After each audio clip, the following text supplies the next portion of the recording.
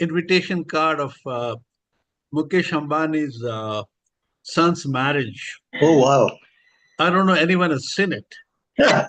I was told that each invitation card costs ₹1.5 lakhs. That's all. Yes, and it's an amazing thing. The film itself on the invitation card is about 2.5 minutes. And if anyone is interested, I can send it to. I'll send it to Ujjwala, and Ujjwala, I think you couldn't send it to others. Sure, It's sure. amazing. It's absolutely amazing. You couldn't. All right.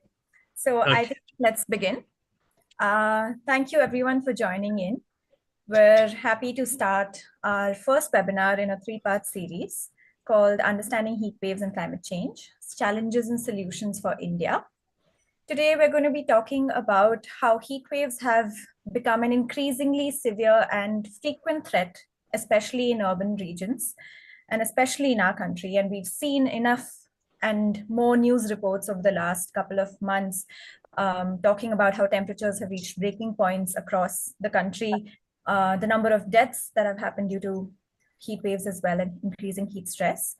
Today, we're going to be talking about the science of heat waves, the urban heat island effect, CSE's new report on heat stress. We're also going to talk about the impacts of heat waves on vulnerable stakeholders, and then talk about entry points where NGOs and CSOs can come in.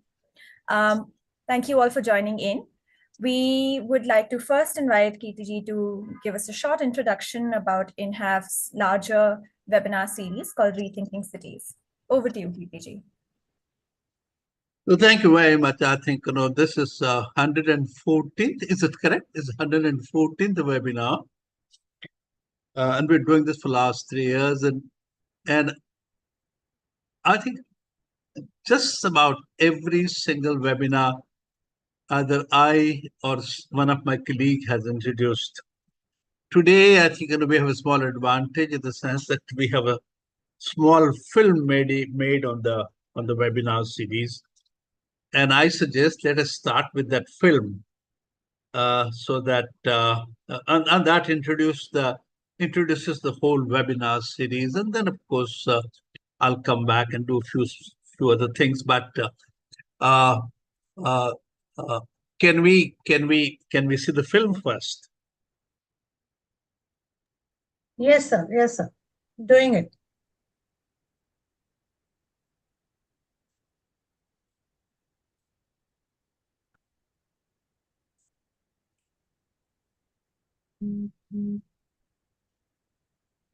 Is it visible?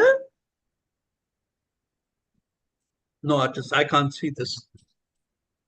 Chitrakshi? Ma'am, I'll present. Ha. I'm doing the screen sharing. It is not visible? No, ma'am, I'll do. It's Yeah, visible, ma'am, it's Urbanization visible. holds out both the bright promise of an unequal future and the grave threat of unparalleled disaster.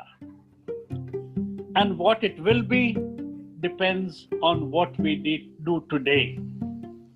Unless a revolution in urban problem solving takes place, the future is not very bright. Cities, drivers of economic change, drivers of dreams and ambitions of billions of people. But with rapid urbanization, cities are already becoming sites of human distress. Cities are also a pivotal opportunity to transition into a new era of sustainable, equitable development. This is a complex issue and needs to be looked at from different angles and perspectives. Meeting the urban challenge well and in time is critical if we do not want to sacrifice the quality of life of millions of Indians. The failure of the system and our inability to meet the challenge properly was highlighted during the pandemic. India's dream and goal of achieving a 5 trillion economy cannot be achieved if we cannot plan for the health of our cities. This needs a different approach, a paradigm shift. And that is not going to happen through conventional actors, not by the government alone, nor by the academic community alone, nor even by professionals.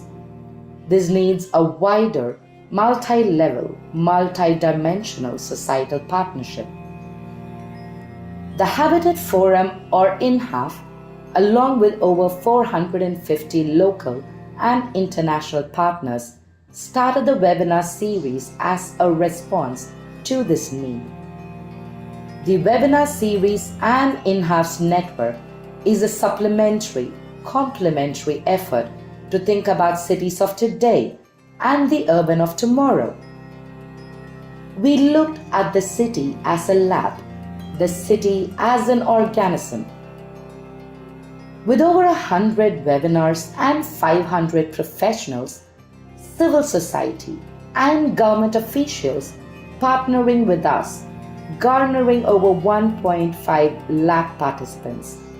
What we are trying to do is set up a context, a new paradigm, a shift of perspective. People were speaking and listening. नमस्ते, मेरा नाम विमलताई बुलबुले है.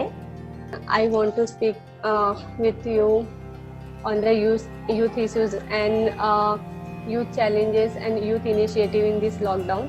आज तक नाके पे हम लोग जहाँ तक भी हम नाके पे खड़े रहते हैं तो लगभग हम 600-700 आदमी लोग खड़े रहते हैं, उसमें कुछ महिलाएं भी होती है. And I'm hoping that this webinar will provide us the space for a conversation around some of those issues, a conversation really to begin thinking about these issues. There were broadly 8 categories we explored: urban poverty, urban mobility, environment and ecology, slums, shelter and affordable housing, rural housing and habitat, urbanization and inclusive cities, strengthening civil societies, education and practice. Equality and inclusivity lies at the heart of INHAF's examination into the subjects. First, reclaiming the public, because at the end, public space, it's the public institution that we need to think about, which we have forgotten for too long.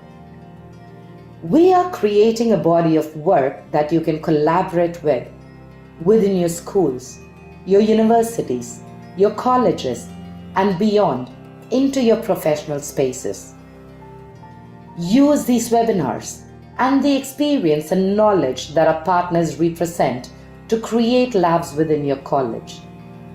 Make space for conversations and further research into topics that you feel need attention.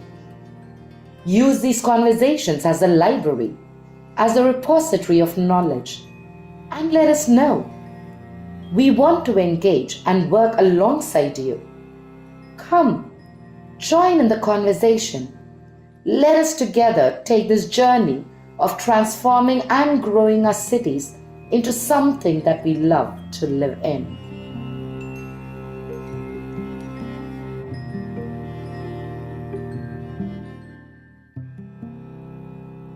That we started with this film and that says something. I'm not going to kind of restate what the film has said, but basically speaking, come back and restate the objective.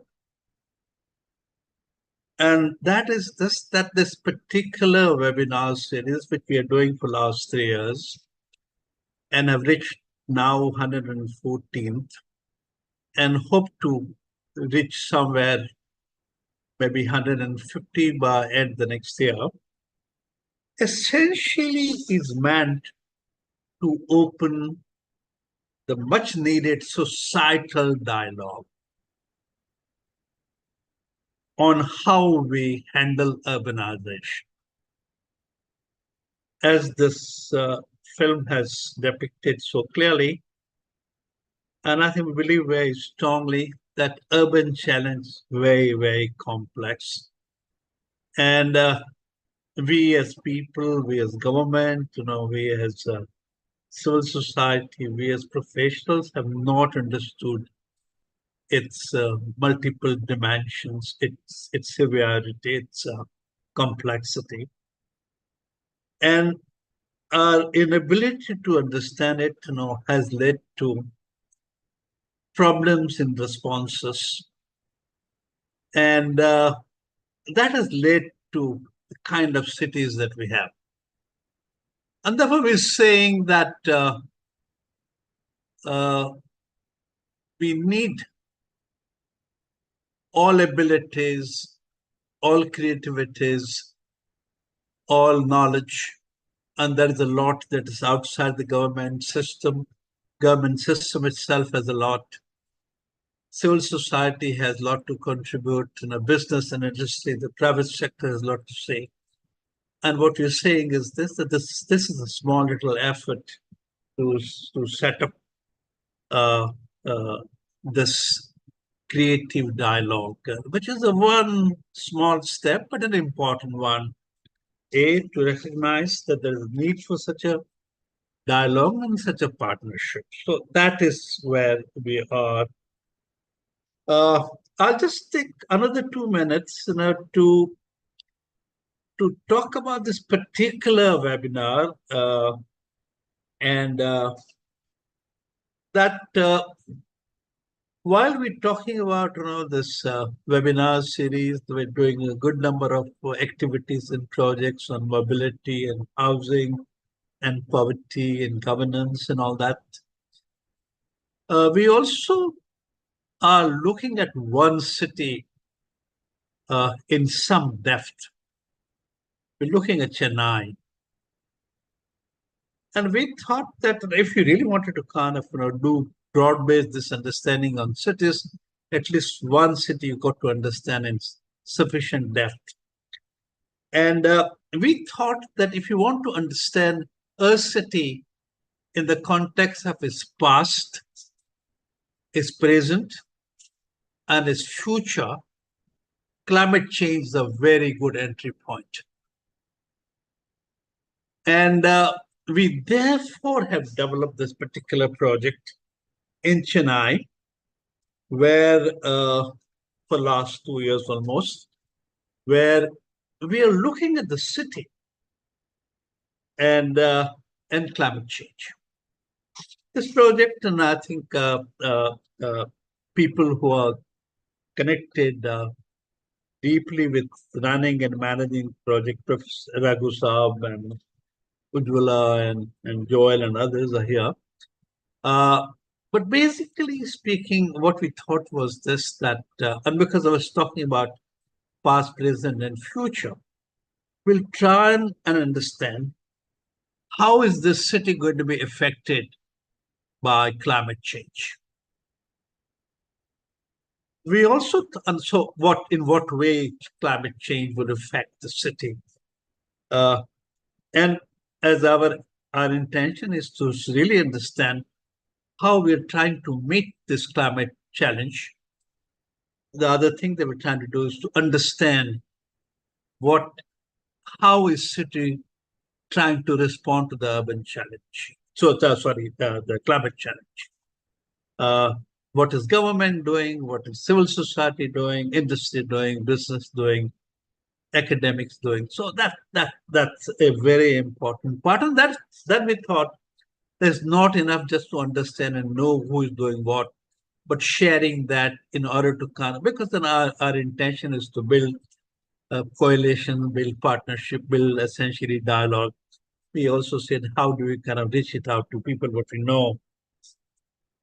I also thought it's very important to understand how formal system is planning and looking at this entire phenomenon.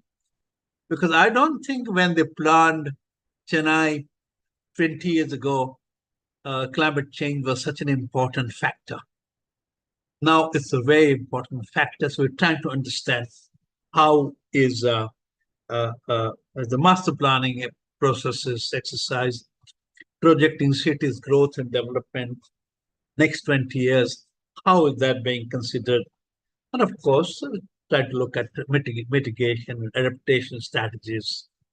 So it is in that context that we started, and I think Raghu Saab has moderated this 10 episode series of webinars related to Chennai climate change. And today I think is the eighth one. I then try to remember that this 8 webinars that we've done, we started I think in about 4 or 5 months ago, and they took a small break. We have looked at COP28 and urbanization, talked about cities and climate change. We also have looked at urban heat islands earlier, urban transportation, its impact, solid waste and sewerage, and all those kind of things. So today is a very important one, and we have two very bright people helping us, Anumita ji and Apeksha ji, to run through this challenge, what is being done, what is needed to be done. And of course, it's not be confined to Chennai alone. But I think I just wanted to say that we are trying to look at the climate change in the context of a city, so that it's handleable. So with that sort of introduction, I hand over to Ujjwala and Raghu Saab conduct the session. Thank you very much. Right. Thank you, Kirti-ji, for both showing the film as well as giving an introduction about the webinar series, which has been so pivotal in bringing together experts and various people across urban areas in the country and talk about issues. Let's jump into the webinar today. Today, we'll be talking about heat waves and climate change, understanding both the risks, the hazards of heat waves, as well as the various solutions and entry points for heat waves. I will first invite Anumita ma'am to present. She is going to be speaking about the science behind heat waves, CSE's report on heat waves that has recently come out. I had the pleasure of attending their webinar recently and actually listening in to their report. She's the Executive Director of Research and Advocacy at the Center for Science and Environment. And I'll hand it over to you now. Thank you. Thank you so much, Ujjwala. So let me share the presentation and then I'll begin.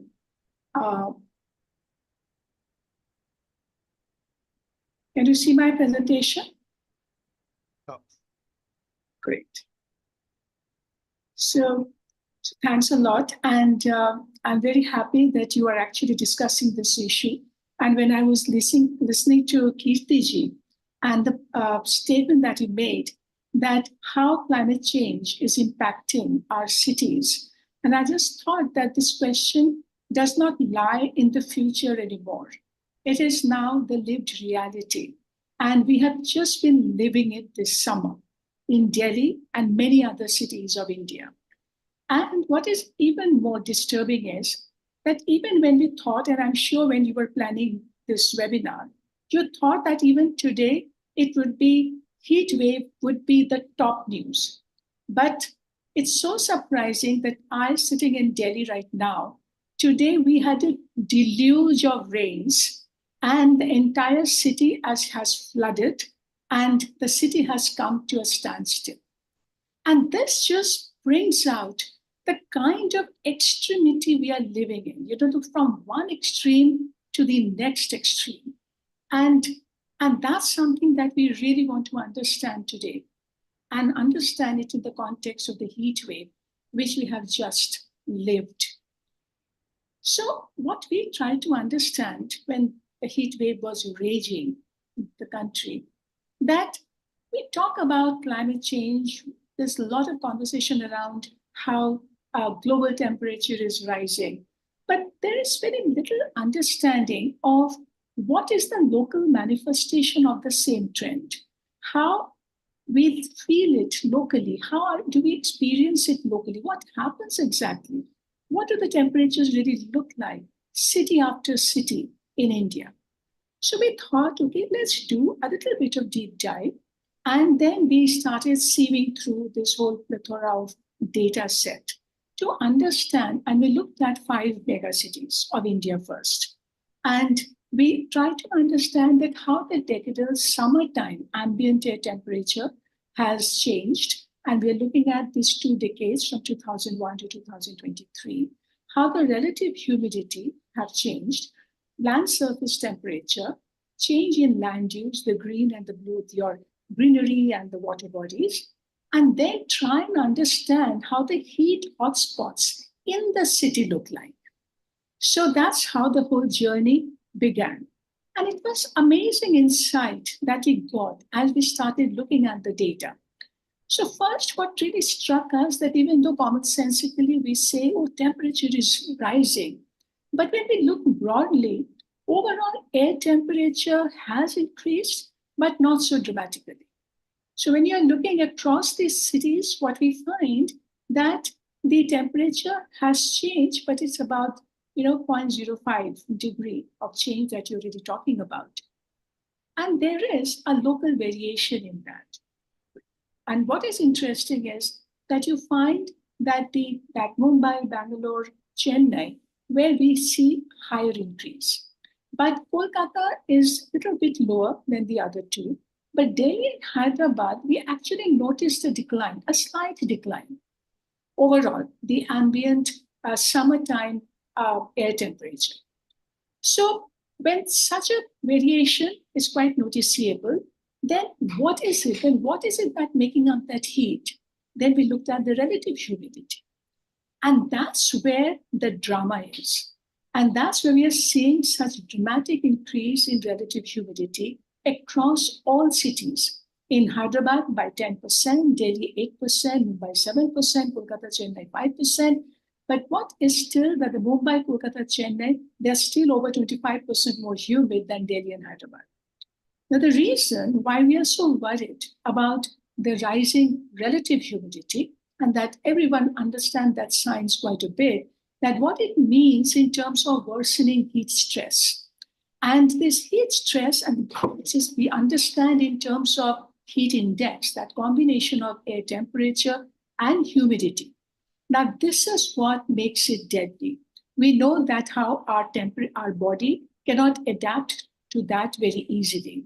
Our sweating, our natural system of cooling ourselves, that whole function gets jeopardized.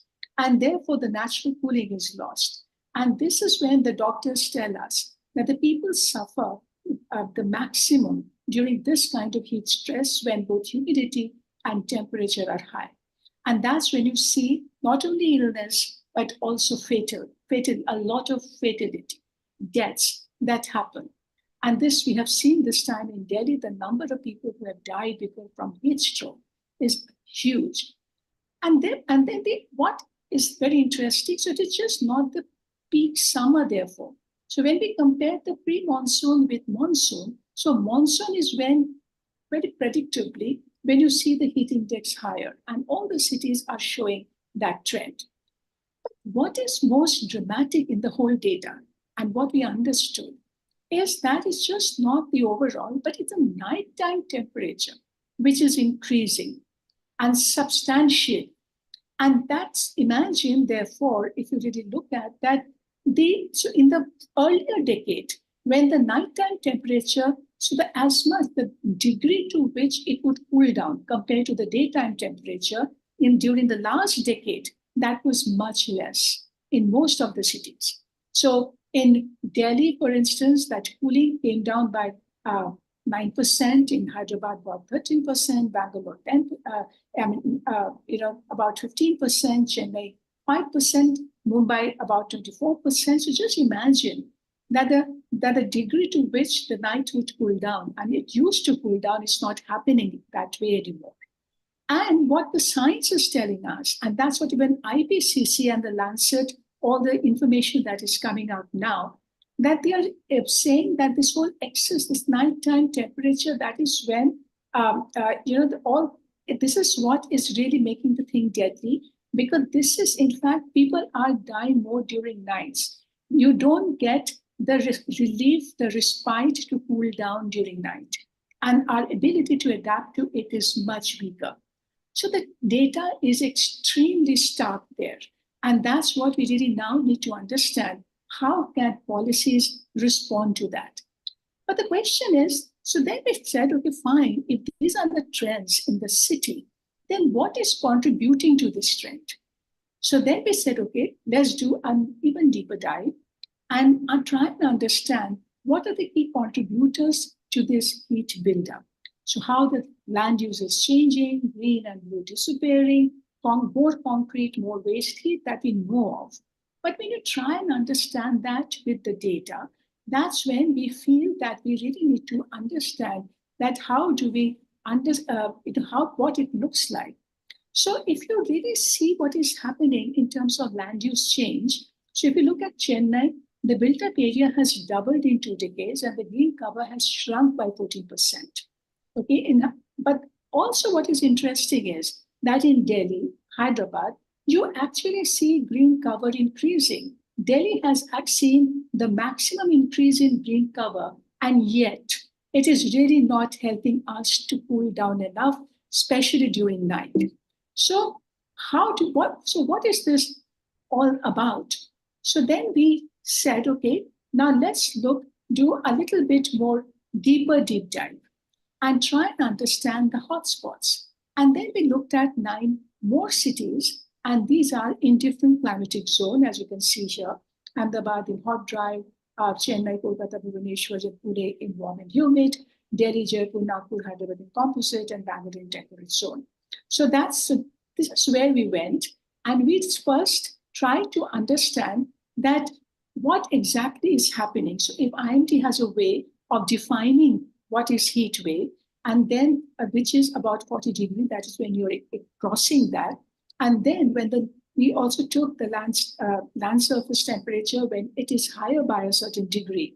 And then these heat centers where we are seeing consistent, the plateau, it's that almost for 6 consecutive years, we are seeing that it is hovering around 40 to 45 degrees in these areas, in these cities. So that's how we started mapping the heat hotspots in all these different cities.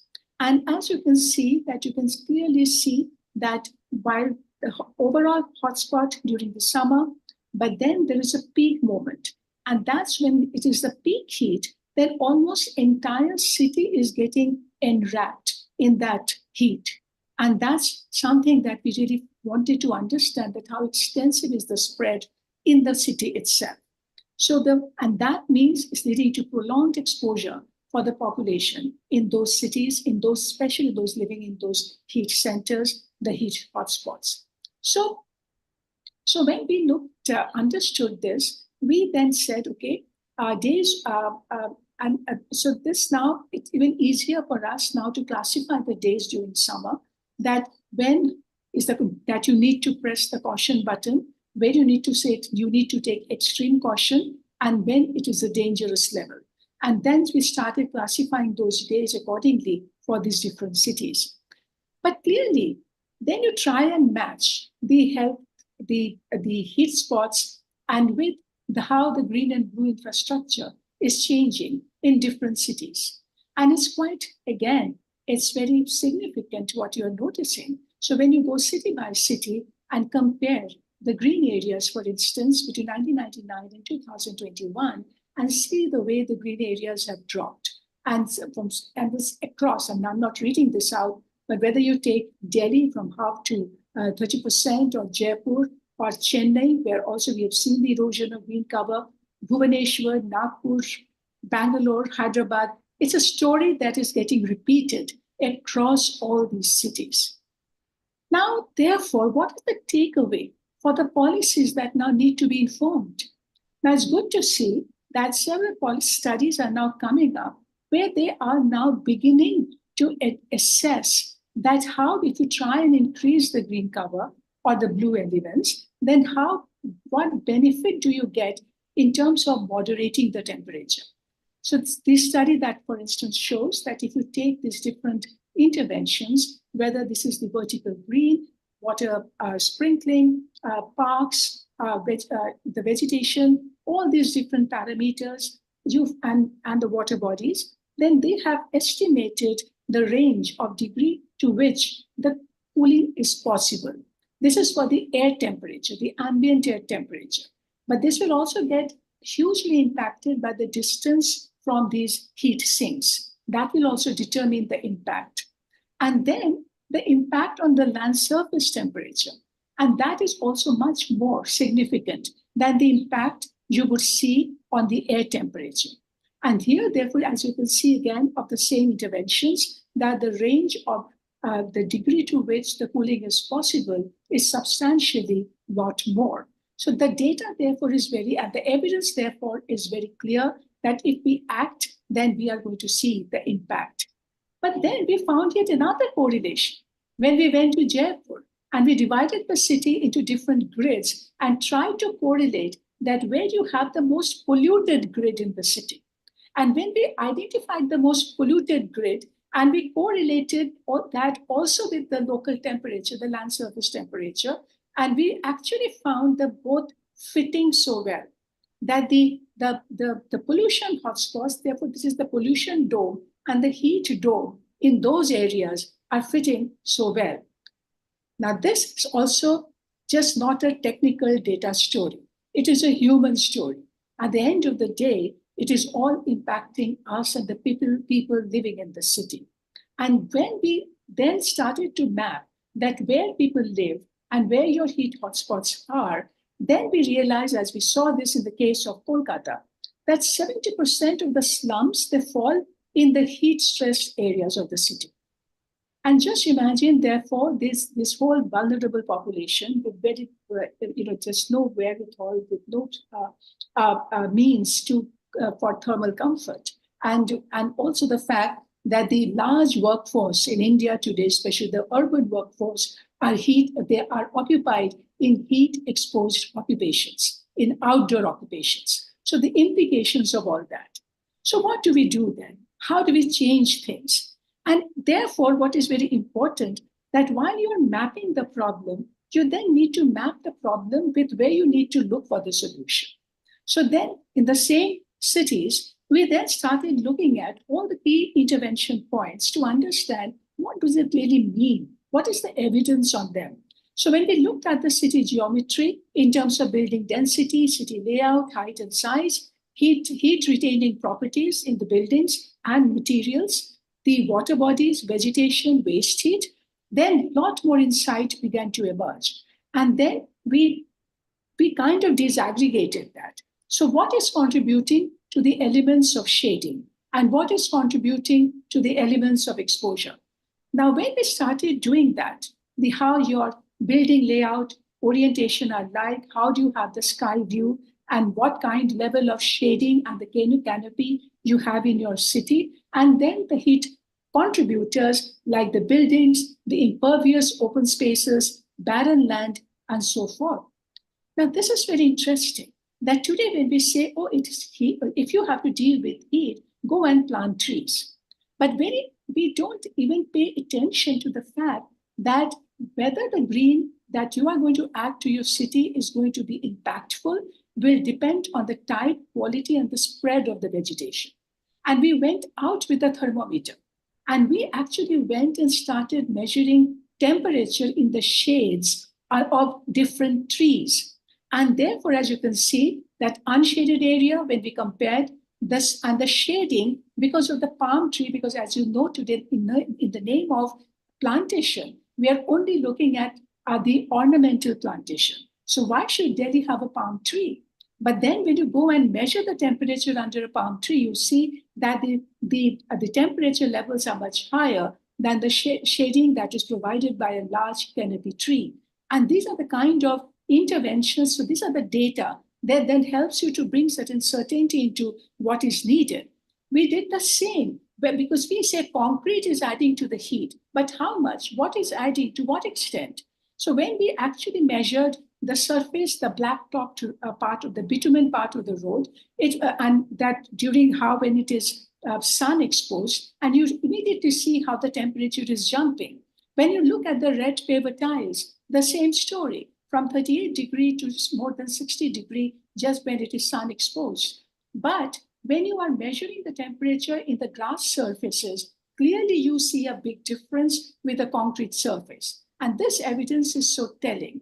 And then when you compare the different morphology of the city, but almost similar compact low-rise morphology, two sites in the city, like in Pune, look similar.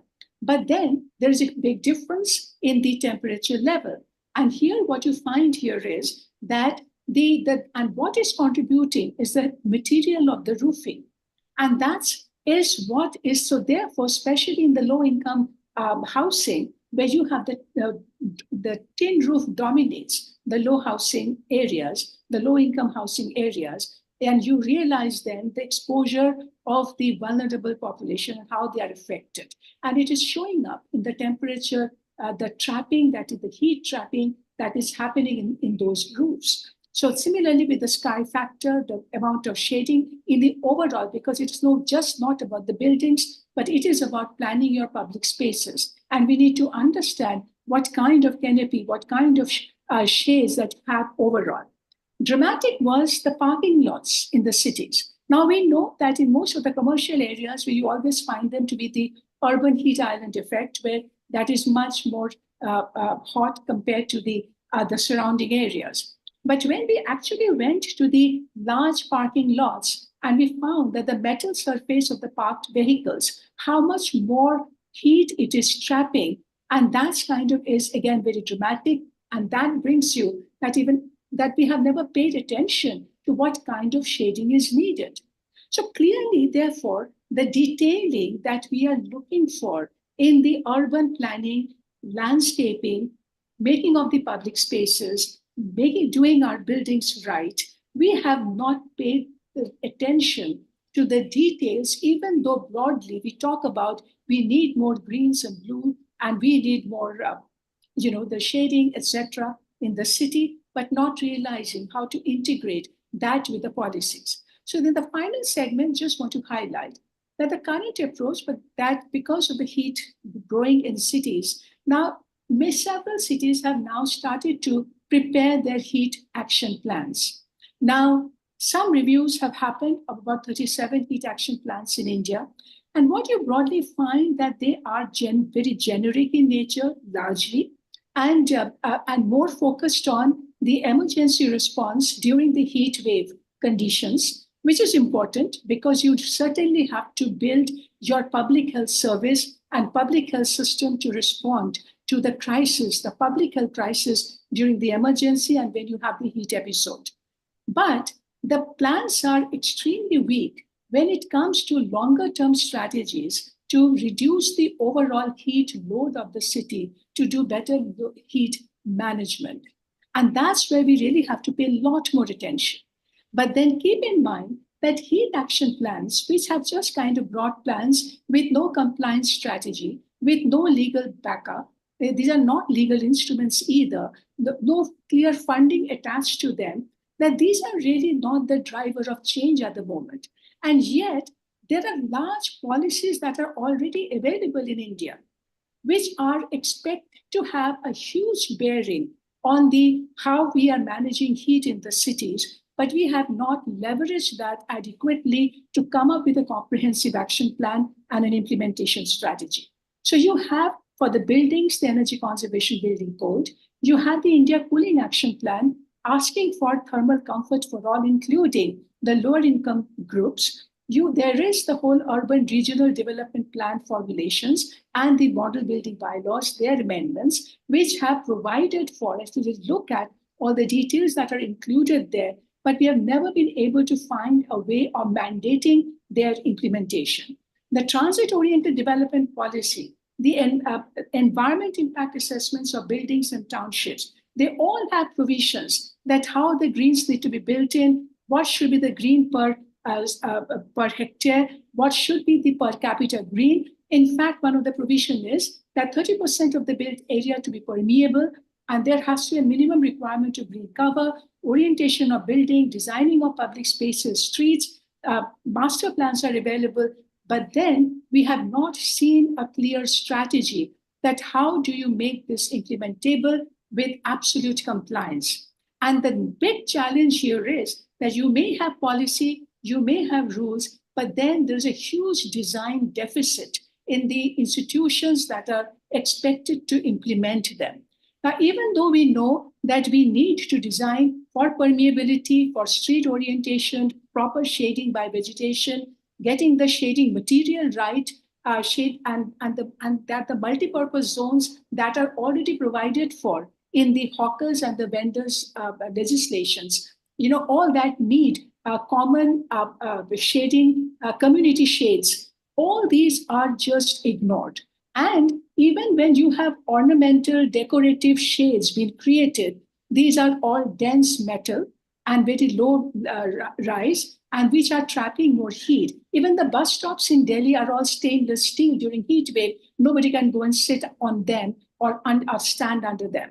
So clearly, a lot of things are going wrong. And as the study by the Delhi IIT shows in Delhi, 67% of the Delhi streets, when they audited it, they found they lack inadequate shading. So this is how we need to look at, because the whole intervention, therefore, has to be about how do you change the microclimate in the neighborhood and the kind of intervention that you require through all the public space design and design interventions and street design interventions that is ignored. Now, there is some conversation around the cool roof, and it's great to see that Telangana, for instance, has come up with a cool roof policy for new as well as for the existing buildings, and also including the low-cost housing in the cool roof program. But this will really have to be scaled up, and this we have to understand how to do that. So the whole idea of how do you retrofit a city, whether for water elements, and that those are the concerns that we really have to address. But one area where we have completely ignored and we have not even understood enough how to address is the whole waste heat. Waste heat from traffic and the waste heat from our cooling devices, air conditioners. Like, for instance, studies have shown that air conditioners during heat wave can by itself raise the outdoor temperature by more than 2 degrees Celsius. And it's a vicious cycle, therefore. More heat, more AC, more AC, more heat. And therefore, how do you tame this? This is one very clear strategy we really need. So therefore, to conclude, what I would really like to highlight, that this is really the time for us to reinvent urban planning. And we really have to see that how do we build our city for resilience? So while we are promoting compact urban form, need to pay attention to the layout, wind flow, ventilation, green-blue infrastructure, per capita greens, the water-sensitive design, passive design, renewable energy, all that is to get integrated in one framework. The master plans need to prioritize the green-blue infrastructure, and which has multiple benefits of air quality, heat sink, carbon sequestration, water resource augmentation, and that is the comprehensiveness that we need to look at. We need to retrofit for microclimate enhancement, and these are nature-based solutions for which we have to provide the shading, cool roof, cool material, water elements, and so forth. But vulnerability assessment now, to have an equity and environmental justice element in our programs, will become absolutely critical. And we have to institutionalize heat management with clear fiscal support. One, of course, looking for the dedicated fiscal support where needed, but then all the urban programs and schemes and the funding that is flowing to them, we need the convergence funding formula so that all the fundings for urban planning and design, they need to contribute towards the indicators of heat management. And therefore, to reduce the cooling load, that is something that we have talked about even earlier, that the buildings and the climate appropriate design for buildings, cooling technologies, so that we can really create thermally efficient envelopes, have the right orientation, the right clustering of buildings, the ventilation methods, adopt energy conservation building code. All those will have to be brought in, even though they exist, but the framework to make them mandatory, to the framework to ensure that there is a compliance strategy, that's what is very weak at this moment. And the material innovation is absolutely critical. There's a lot of material, the traditional material that we are already using, but then a lot of new materials coming into the market today. And that really requires evaluation in terms of thermal comfort, in terms of efficiency, in terms of heat gain, and disseminate that information and promote a more fusion technology where we are blending the old with the new. And therefore, the final point here is that we may have policies and everything, but there has to be an instrument of accountability. And therefore, even in the urban space where we live, we need a disclosure system, and so that to be able to access all the new incentives that are coming for either for the housing, for buildings, or for any other urban program. Those will really have to be now linked with the declaration of the data of actual resource consumption and the actual performance of the built structure. That is the most important and the defining parameter that we have to ask for. Therefore, to say that just keep in mind that today the warning that has come from IPCC is saying that even if we are able to meet that magic number of stabilizing the global temperature of 1.5 degree, but even if we do that, but we will still have the situation, we will still be in a situation that the heat waves will continue to increase and we are really going to be in a very serious climate and public health emergency. So with that, I'll end here. Thanks a lot. Thank you, Anumita ji. That was very, very useful because there are a couple of instances that you pointed out, and I would like to, give my little tidbit, especially the instance of, you go to a parking lot and you actually measure temperatures on car surfaces and the metal surfaces. And we have done this exercise in Bangalore as well, and temperatures have come up as even 72, 73 degrees Celsius on these cars. And as soon as you put a cover on it, the temperature drops by 20 degrees. So there's a significant difference in the sort of heat gain and heat retention of various materials. And we don't seem to realize that our buildings actually hold the capacity to retain heat. And we've been feeling, I'm in Bangalore, and we've been feeling nighttime temperatures, especially this summer as well as last summer, like from a personal experience, that they've been incredibly bad. And it's much worse at night because the buildings gain heat slowly during the day and they release heat much slower at night. So there is sort of that retention that happens, this bubble that you end up being in. But thank you so much. I will pass on the mic to Apekshita now. Apekshita is the founder of Heatwatch. She is a journalist and a development sector professional. And she's going to be presenting on the work that she's doing at Heatwatch, the various campaigns that she's leading, as well as what is the effect of increasing heat stress on vulnerable populations and stakeholders. Over to you, Apekshita. Thank you. Thank you so much, Ujjwala. I just wanted to check, there were a few questions for Anumita ma'am in case we'd like to take those before I go. Yes, there's one question where someone's asked where they can find the papers referenced on the slides from your presentation, Anumita ma'am. If you could type out an answer for that. And if there are any current or future central government plans to handle extreme heat waves. We can take the second question at the end of the three presentations. Right, sure. So I will certainly be, I'll be very happy to share with you, and you can also distribute around the links to whatever we have written and published so far on what we have found. I'll be very happy to do that. Absolutely, that'll be great. Thank you. Great, I'll just share my screen. Thank you so much, Anumita ma'am, for this fantastic presentation. Really got a great sense of both the technology as well as nature-based solutions essential to deal with this impact of extreme heat. I wanted to start by asking our audience members, and I know that there are members from Bangladesh, Nigeria, etc., but those in India, if you think this was the hottest summer of your lives, and if you can add that in the chat, or if we can just spend a second thinking about it before I move on.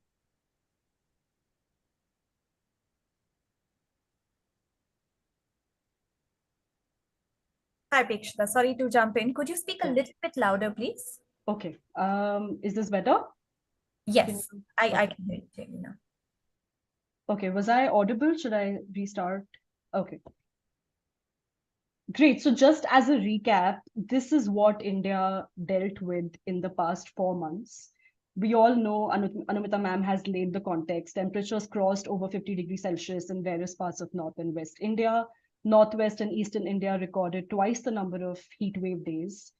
There is a little bit of consensus on the next two data points, which is the 40,000 heat stroke cases as well as death toll over 219. And the consensus is that these numbers just present the tip of the iceberg. The real numbers of heat stroke cases as well as deaths are way, way higher than what are reported in the Indian media as well as what the government collects.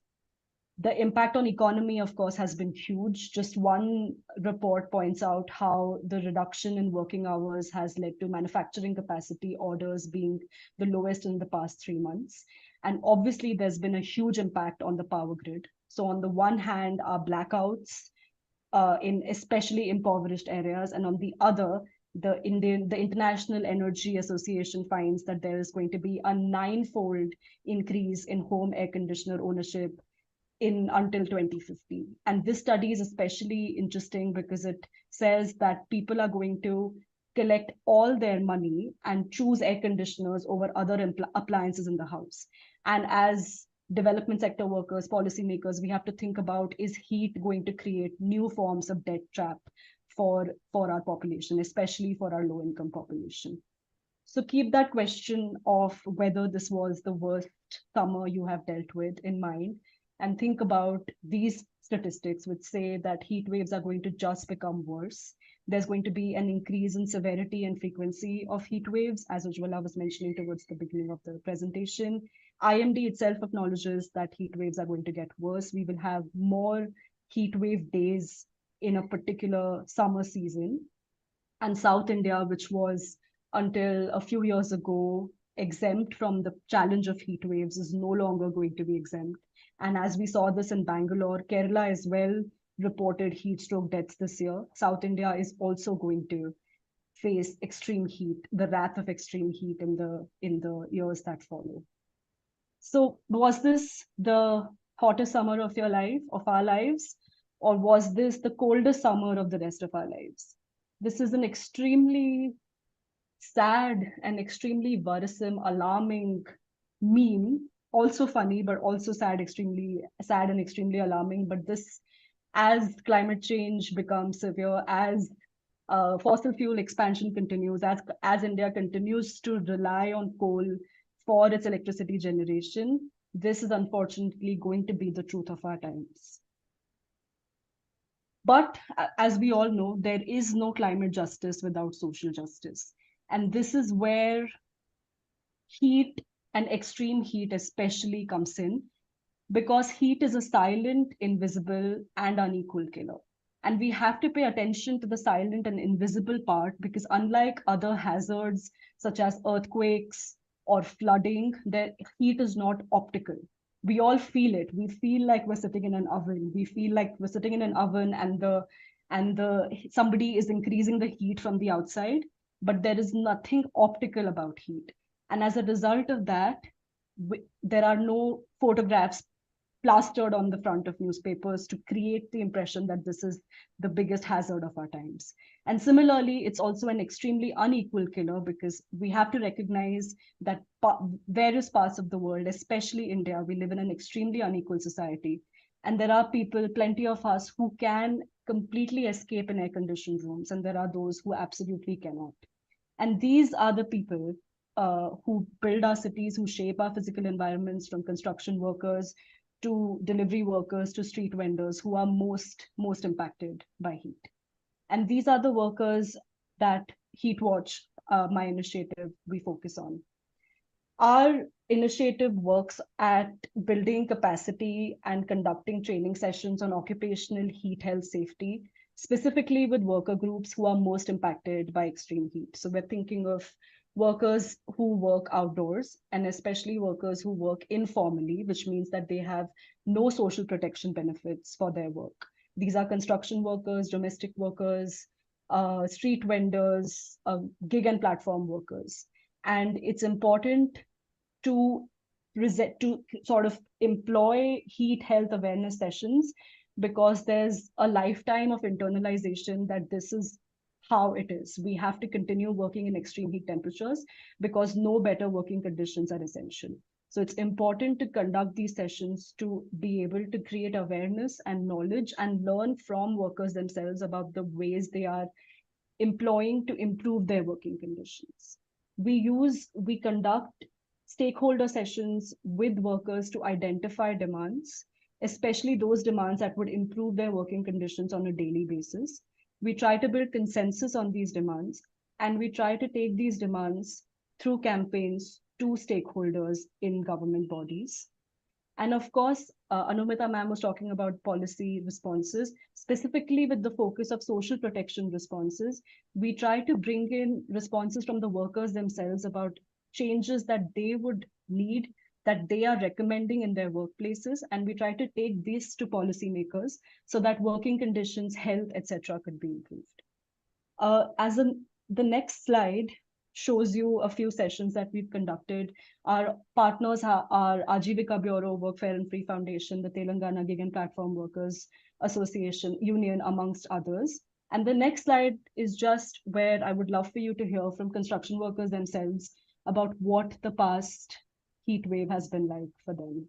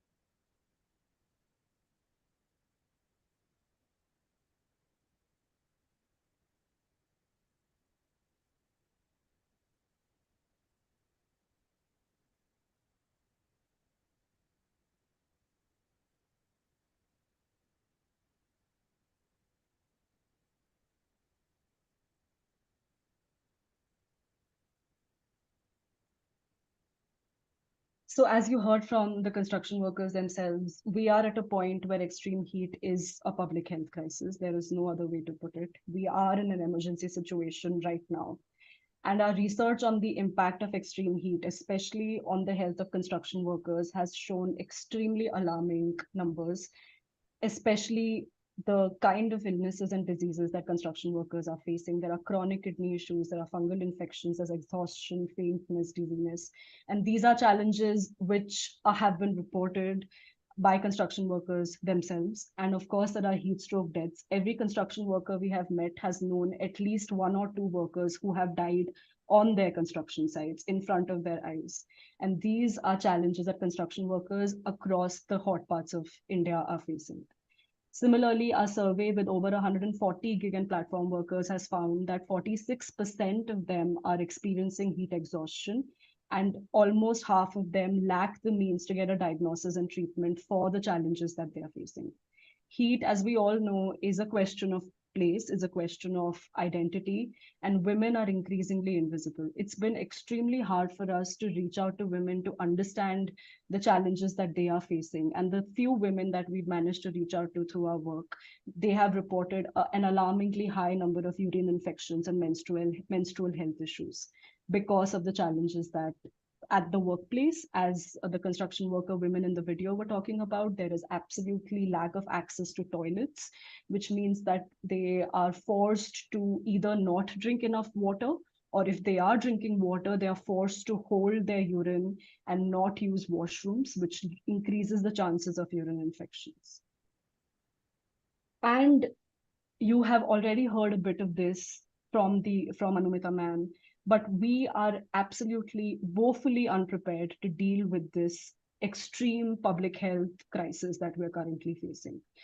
The first point that I want to drive your attention to is that heat waves are not declared as a disaster under the National Disaster Management Act of 2005. A few states in India, such as Kerala, recognize heat waves as disaster, which means that the state disaster management fund kicks in when they want to provide compensation. But other than that, because there is no national declaration of disaster, there is a lack of funding mechanism for heat waves. And there is also a lot of discussion amongst worker groups about the need to declare this as a disaster, especially because if heat waves are declared as a disaster, then there is a certain amount of compensation the government would have to provide people who die because of heat strokes. But that too is not a very easily solvable problem, because the definition of heat wave itself needs revising according to multiple researchers. And what we know is that, yes, IMD recognizes a heat wave if temperatures are 40 degrees Celsius in plains, 37 degrees Celsius in coastal areas, 30 degrees Celsius in hilly areas. But what about humidity? What about other aspects that we need to consider when it comes to declaration of heat waves? And until this is included in the definition, we will never have the true picture of what is a heat wave. When temperatures are around 37, 38 degrees Celsius with 75% humidity, that's as much a heat wave as when temperatures are over 40 degrees Celsius. So there has to be work done to revise and consultations to revise the definition of heat waves. Again, there is lack of consensus on what is a heat stroke death. At the moment, there are multiple agencies from NCRB to the National Disaster Management Authority that are recording heat wave deaths in their own form, in their own manner. There's a lack of standardization of what is a heat stroke death. Plus the new guidelines that have come out from the Ministry of Health and Family Welfare also put in very strict conditions on what should be a heat stroke death. And local doctors complain about lack of facilities in their hospitals to be able to conduct those tests, to be able to declare that a person is actually dying because of a heat stroke or an underlying cause. And in absence of a consensus on what is a heat stroke death and absence of training to local health practitioners on what needs to be certified as a heat stroke death and what cannot be, we will never have the true picture of the kind of impact heat waves are having on our country. The case of Delhi's Mungeshpur, where temperatures were recorded over 50 degrees Celsius, and the immediate response from the government was that this is incorrect and these are not the temperatures that Mungeshpur is recording. There is plenty of local evidence and automatic weather stations where temperatures of this nature are recorded. And therefore, we need to increase our investment into local monitoring, into local temperature recording, to be able to effectively understand what hyperlocal temperatures are really like. And finally, heat action plans. I don't want to dwell too much. Anumita ma'am has already covered it. But given the lack of local context in heat action plans, and without real social protection, what kind of guidelines are really present and available to look after the 70 to 80% informal workers in India who are exposed to extreme heat? So our work at HeatWatch really looks at foregrounding social protection and foregrounding the challenges that outdoor workers are facing. And this is an example of some of the demands that we have through consultation with workers, by building consensus, by identifying solutions that they themselves are championing, taken to government bodies. And these include some of the demands, some of the challenges that I've already spoken about: declaring heat waves as a disaster, making basic amenities such as water and hygienic toilets available, because these to this day remain absent. Building urban planning measures, this has been spoken about in depth, but we need shaded areas, we need cooling centers, we need green spaces. And we need this especially from the perspective of workers who are spending a majority of their time outdoors. When we asked platform and gig workers what they use to protect themselves from extreme heat, we got answers like they try to stop, like bike delivery workers try to stop under a bridge to prevent the extreme heat from the sun. So there are really no places for workers to rest in between their work duties. And this problem is getting more and more extreme as heat is getting more and more extreme. And finally, one demand that has been consistent across outdoor workers is there is a need to declare a mandatory break between the hours of 12 and 4 p.m. These are hours when the heat is at its peak, and these are hours when chances of heat stroke are at its highest. So these are the hours when there has to be a mandatory break, but without loss of pay, because these are workers who they're daily wage workers, and there's absolute lack of social protection. Early warning systems and mandatory heat awareness training is essential. Like I said, there's a need to not just provide knowledge and information to workers about how to deal with heat, but also learn from them and champion and institutionalize ways in which workers themselves have been trying to deal with heat. And Hi, finally, Apekshita. Sorry, yes. There's a comment saying that they can't hear your audio. I can hear you clearly. I can also hear. She's quite Okay. audible. All right. Okay. Please go ahead. Sorry. Okay. Yes, and finally, healthcare facilities such as insurance, medicines, and protective equipment. This again is the responsibility of both workplaces as well as the government to ensure that workers who are risking their lives in outdoor heat are protected. And there have been interesting innovations such as the parametric health insurance initiated by SEWA, but we need these efforts need to be scaled up for us to be able to satisfactorily and coherently be able to protect outdoor working populations. So what can we do about some of these challenges? There are quite a few things that we as citizens, as civil society can do to make sure that we are able to mitigate and adapt to some of these challenges that exist.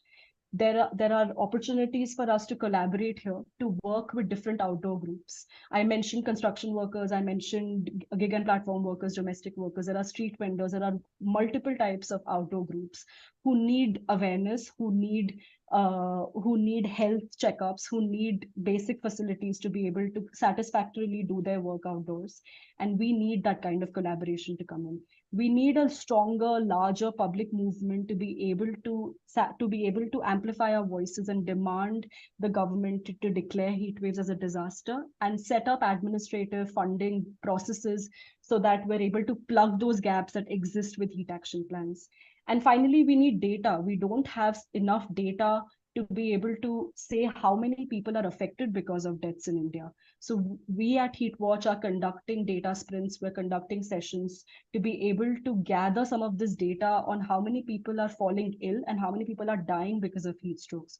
Because once we have the number and the severity of the problem is already apparent, it will become increasingly more apparent, and change would then perhaps be within reach. We'll stop here.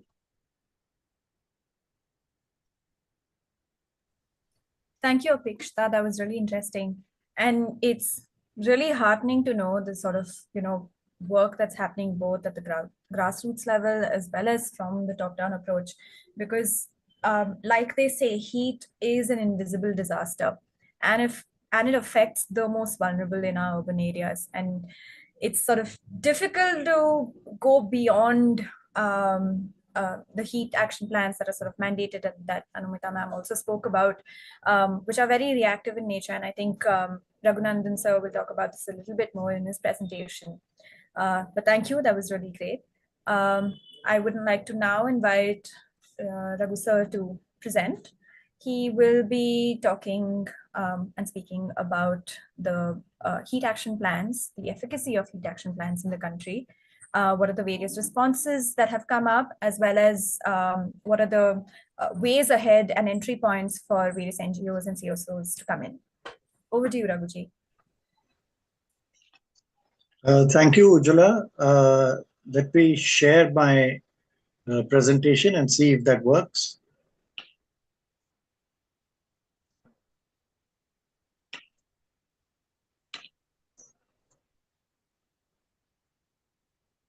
Is that working now? Yeah. Yes, Raghuji. If you could just present. Yeah, is that all right? No, we can only see the smaller screen. That's not full screen? It's not full screen yet, no. Chitrakshi, you want to try that? I thought it was full screen. It's showing full screen on my.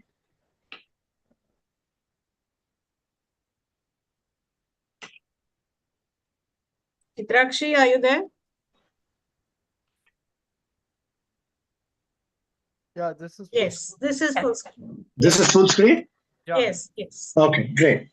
So thank you very much to both my old friend Anumita and to Apekshita for their presentations. I think Anumita brought out the various complex factors behind not just extreme heat, but extreme heat in urban contexts. And Apekshita, I think, brought out very clearly the kind of stresses and health impacts on several categories of the poor, particularly those engaged in outdoor work and construction work. So what I will be doing is to talk about potential responses to this, both from the side of the government and from civil society or NGOs.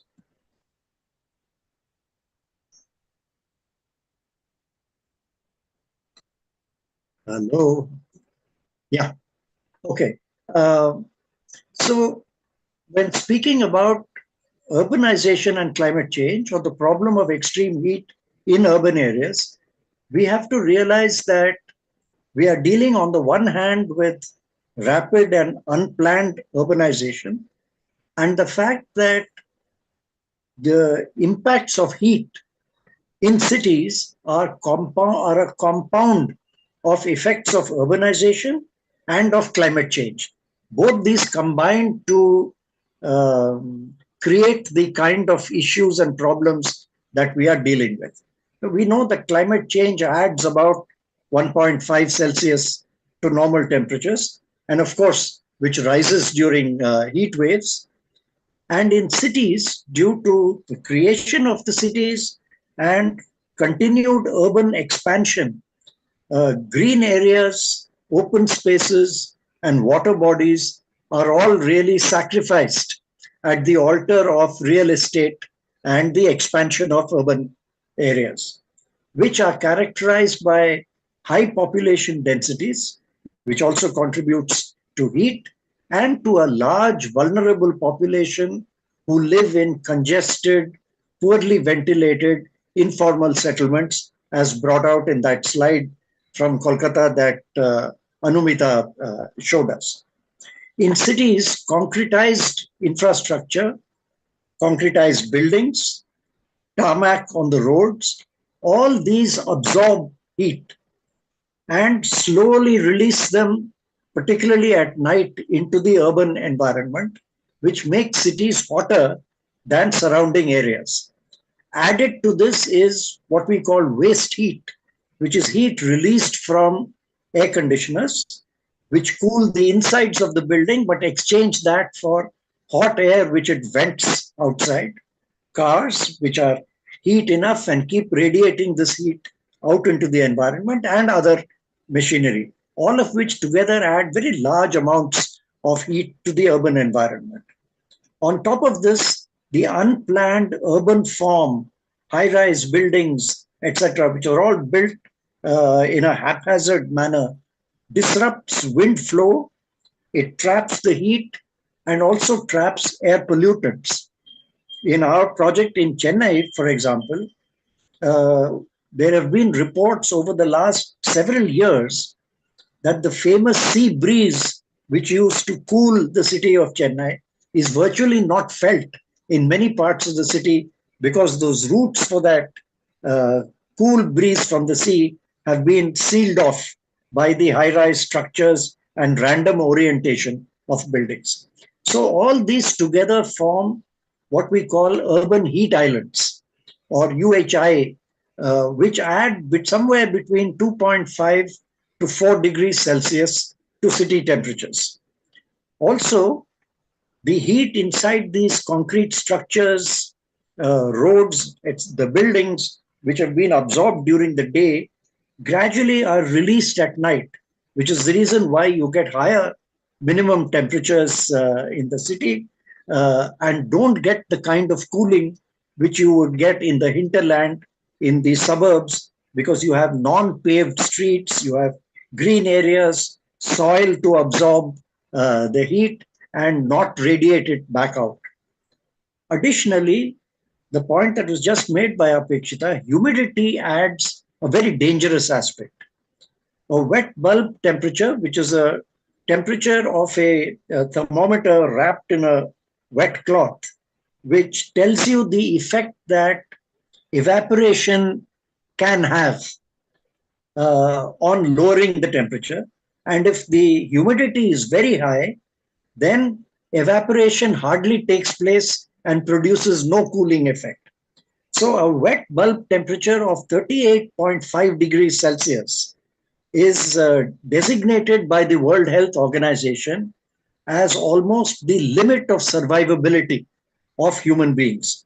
And if you see a coastal city like Chennai, etc., then a 38.5 degrees wet bulb temperature, which means high humidity, is pretty close to what you get if you have mid-30s temperatures with high humidities, with urban heat island adding another 4 degrees to it, you're getting very close to 38.5.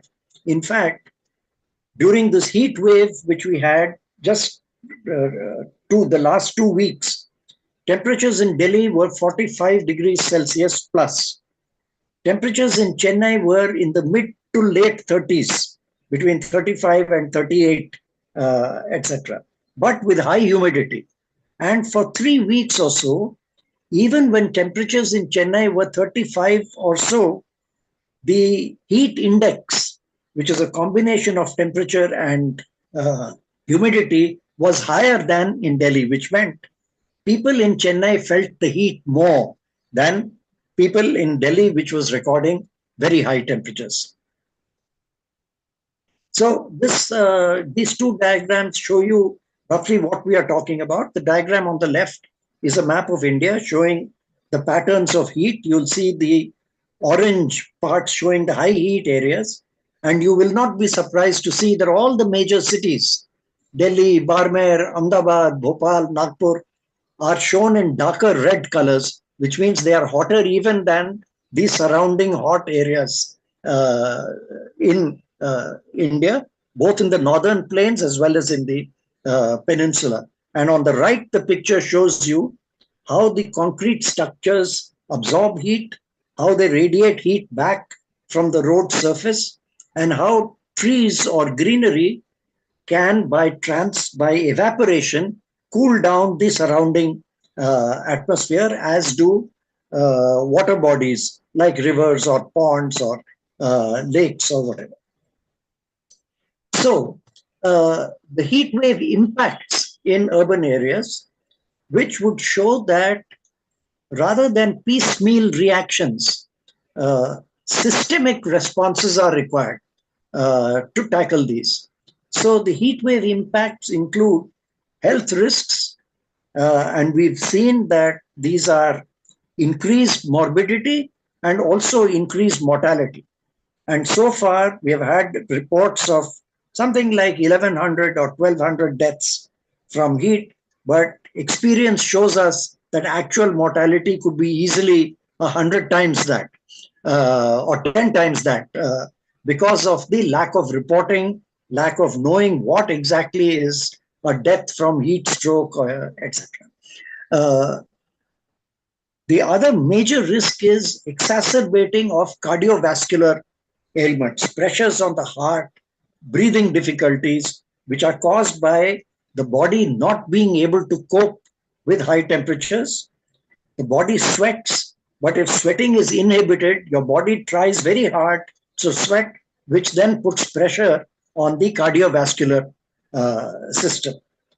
And then a factor which is not very often spoken about is the impact of heat waves on productivity because of the health issues, on livelihoods, and generally, therefore, on the economy itself. If everybody is working less or working poorly or not able to work to their capacity, obviously the economy is going to be affected. Then there is a strain on the infrastructure. The health system is affected. It's not able to cope. It's put under strain. Then there is an overloaded electricity supply system, the power system, because as the heat grows, more air conditioners come on, more demand for power is there. The system may not cope with it. Then there are blackouts or grayouts, outages in power. And if you have shortages in power, it also affects infrastructure. It affects water supply. It affects water treatment. It affects sewage treatment, all of which are dependent on a continuous and regular supply of electricity, which may be affected by extreme heat. Then there is environmental degradation as well. We saw that when an urban heat island traps heat, it also traps air pollution, which could have gone out of the urban areas if good airflow had been there. But that being inhibited, the pollution also is trapped and stays indoors. So while the common idea is that in winter the pollutants stay low because of an inversion factor and the cold air keeping pollutants down, in the city environment, extreme heat caused by the urban heat island also traps the air pollution and keeps the pollution levels high. And extreme heat also may deplete water sources, particularly in rivers. Delhi is finding that problem because we get water from the nearby areas, which is less available now because everybody needs more water, including the agricultural sector. And if your water supply is dependent on surface water, on lakes and tanks, etc., clearly that would also be affected because of additional evaporation and depletion of those water sources. Now, response to all this has been, and this Anumita spoke about, and so did Apekshita. I will go into a little more detail on this. Almost all states now, several districts, and even a few cities have heat action plans. Now, this started off, you can see here a photo of the Ahmedabad heat action plan in 2014, which was the first and pioneering example of this. And this then triggered an idea, and the National Disaster Management Agency has prepared a set of guidelines for heat action plans. And these guidelines were then meant to be used in other states, districts, cities to prepare their own more localized heat action plans. So now, as I said, almost all states have them, but these are extremely varied in terms of what they cover, how serious they are, what kind of implementations they have. So I'll talk a little bit about that because this today is the official framework for response to extreme heat and heat waves. The components of a heat action plan are, first, early warning systems. You know that the heat wave is coming, and then you give warning about that, saying 2 days from now, temperatures are likely to cross 45 degrees, so be prepared for extreme heat. Now, the maximum warning that's given is normally a few days because you can't really make serious warnings, but very early on, you can say after 2 weeks, you're likely to see high temperatures. But early warnings can be given in this, and then each state has a yellow warning, orange warning, and red warnings based on severity of the heat, on which then different measures can kick in. The second is public awareness campaigns to make the public aware through advertisements in the newspapers, advertisements on television, messages on social media, etc. And the third and a major component which many states implement is capacity building, particularly of the health system. So they convene meetings of the health centers, health departments, communicate what is required to be ready for heat waves, what kind of preparedness you need. In Delhi and other cities, they cleared at least 2-3 beds in every hospital just for heat wave patients. The problem with this, of course, is that this is focused on the health centers, but depends on patients who come to the health centers. by which time it may already be quite late for many people. And the mechanism to link up community level action with preparedness of health centers is not particularly strong at the moment. There are some mild suggestions. I say mild suggestions because they are not of a mandatory nature, nor are they very strongly suggested. There are suggestions in the heat action plan saying, please undertake some greening in your areas, plant some trees and have some parks, etc.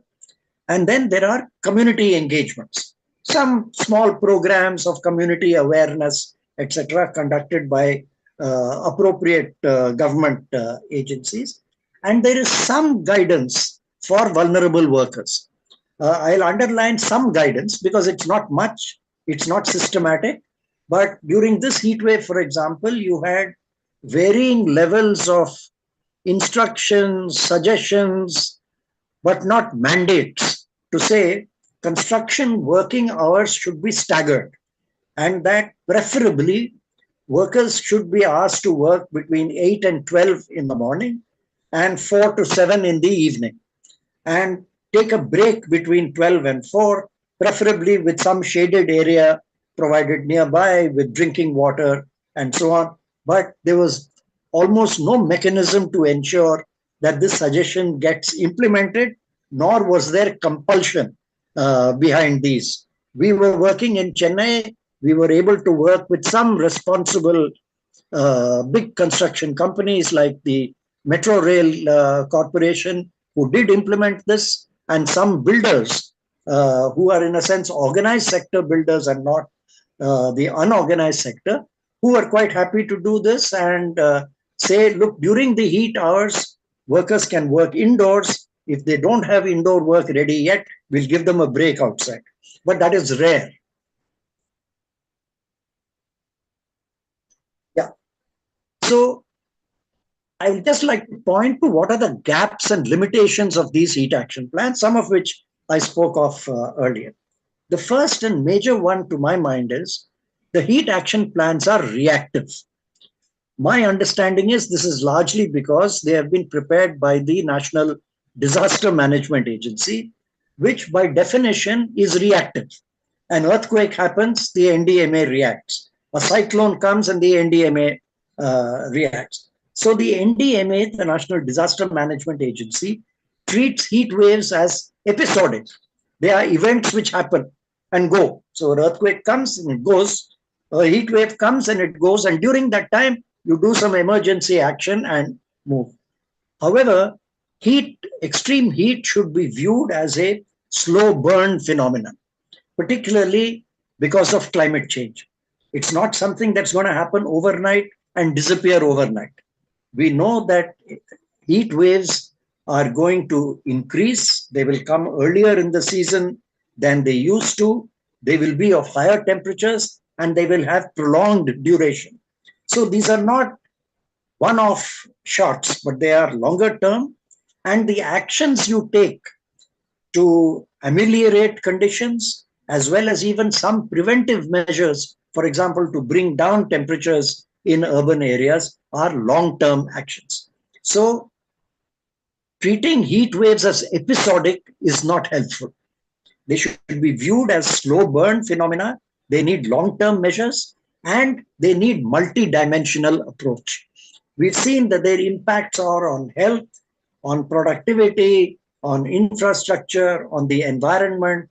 No one agency or department of the government through just one action is going to be able to tackle all these issues. It requires a multi-dimensional approach and therefore requires the joint working of a variety of government departments responsible for different aspects of this. The second and a major point, and I think Apekshita referred to this, currently all the heat action plans kick in on the basis of what is declared as a heat wave officially. And there is a very rigid definition of heat waves, which is first you must cross 40 degrees Celsius. And on top of that, the temperature should be between 4.6 and 6.4 degrees more than the long-term average.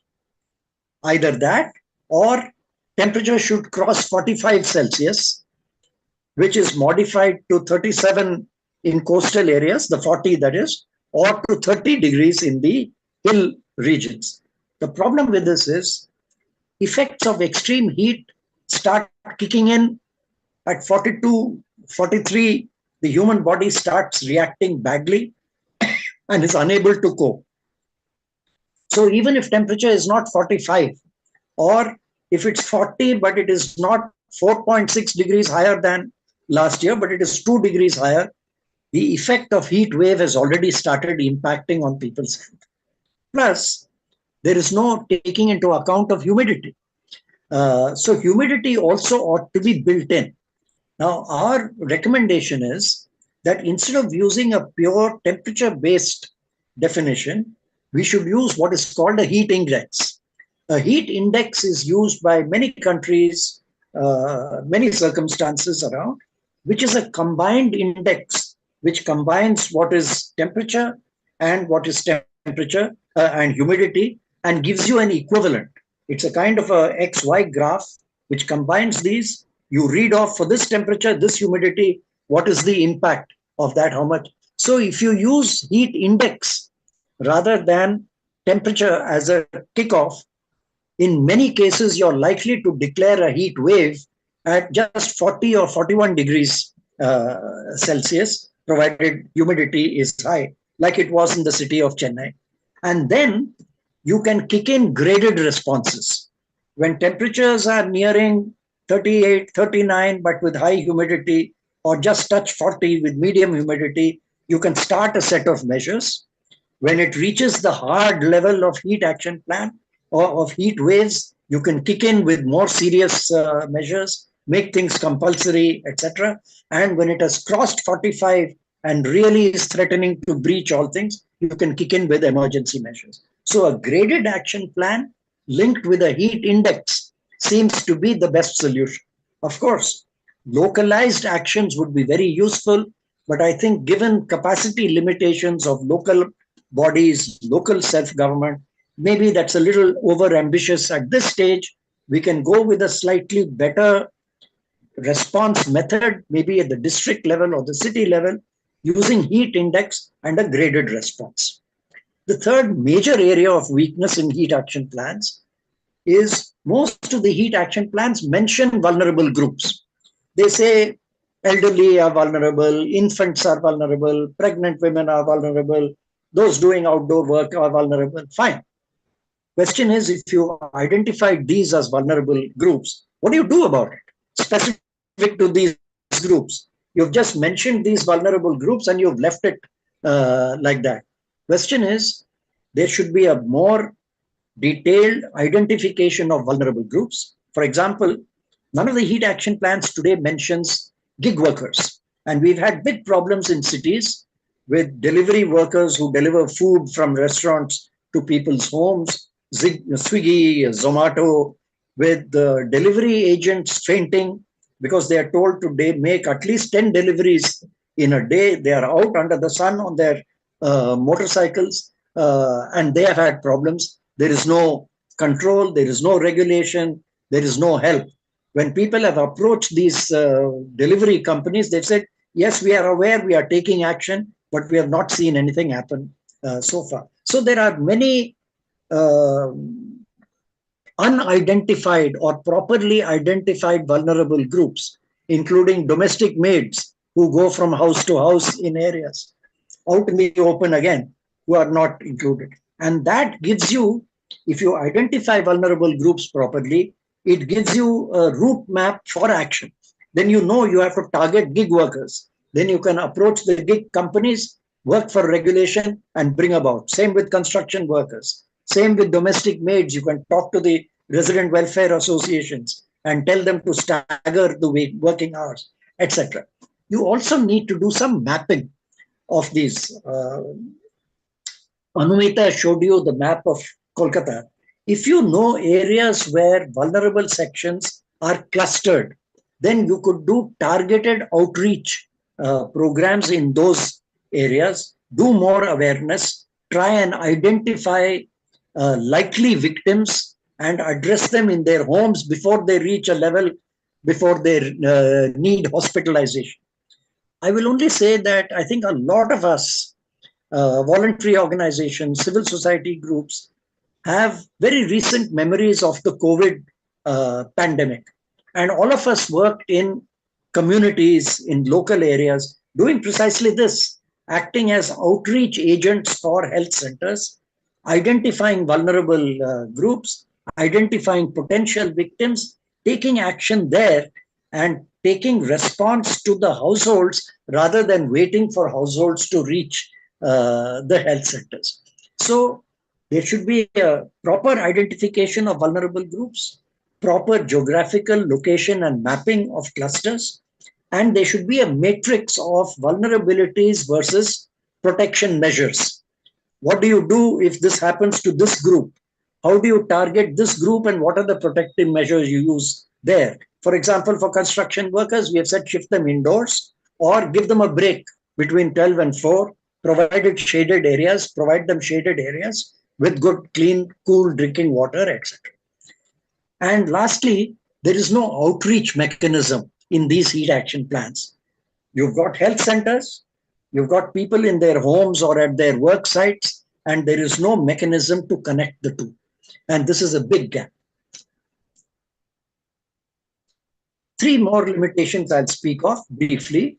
The first is that the executive responsibility for implementing heat action plans is currently very vague.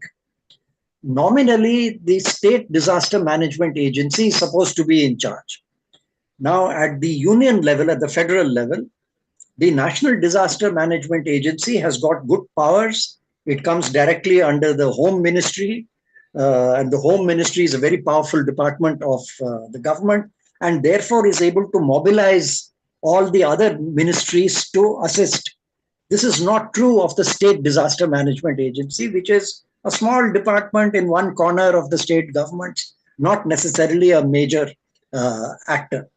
Therefore, in the states, you are seeing very few signs of coordinated action.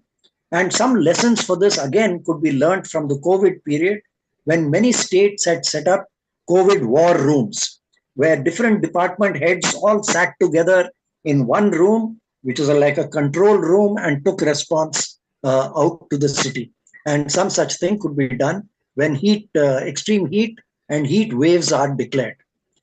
Then there is no legislative framework or legal backing to any of this, which is a huge handicap, which also means that there is no particular incentive for officials to take on these additional tasks. Every official is doing his own bit wherever he is sitting, and then when a heat wave is declared, he has to do something extra over and beyond what he is doing. There's nothing to make that happen. So the inertia of a bureaucracy kicks in. And coordination is, of course, affected. Also, if there were a legislative framework or legal backing, and Apekshita spoke about this, there is a list of disasters declared under the National Disaster Management Authority. Heat wave, cyclone, cyclone, earthquake, floods, landslide, etc. Heat wave is not one of them. So if you had heat waves included as one of the natural disasters under the NDMA, it would open the door to some flow of funds for action in that regard to the states. And in India, we know well that currently there is a great imbalance between the financial strengths and abilities of the federal or union government and that of the states. And this also ties in with that. And lastly, implementation of the heat action plans has been very patchy. And that was shown during this heat wave as well, linked with all the above factors we have spoken of. Therefore, the heat action plans, if you read them, there'll be 20 or 25 different suggestions. They largely remain a wish list. Throw green areas, do this, provide drinking water and ORS. But if there's nothing to implement these on the ground, then they are just nice ideas, but they don't. And lastly, you need to institutionalize linkages with community level organizations for outreach of this. Last 3 points I'll mention about the limitations. Intervention measures are suggested, which are, again, like I said, menus of options which are given, but they are not mandatory, and we don't know even how much these recommendations work. For example, cool roofs is something that is talked about a lot these days. However, cool roofs work when you have a 1 or 2 storied building. So cooling the roof makes a difference to 1 story below it and below that. But nowadays, even in resettlement buildings, resettling slum dwellers or informal settlements, buildings are 8 stories high, 9 stories high. So cooling down the roof on the top floor doesn't do much to the buildings lower down. However, you have got these codes for buildings, including of low income groups, which can keep the temperatures down. However, at the moment, these codes are not mandatory, they are recommendatory. And one of the things we are pushing for example, especially in Chennai, is to initiate the incorporation of the building codes for residential buildings and make them mandatory at the earliest, which would help. Secondly, longer term measures for resilience are not emphasized. There's a broad recommendation to plant trees, but you need systematic greening of the urban areas if you want to reduce urban heat islands by promoting well-distributed green cover with access to all sections of the population, and to introduce measures to reduce waste heat. And these last 2 aspects I will speak more about in the next webinar when we will share our experience in Chennai city. As I said, there's no provision for funding right now. And lastly, the suggestions for vulnerable sections are very weak for the different categories I've spoken of: gig delivery workers, street vendors, domestic maids, the elderly, the homeless. Out of all the deaths we've had in Delhi, the highest cohort of deaths we have had is for the homeless, with no one really taking care to see that the homeless are taken to some shelter where they are cooled during the night.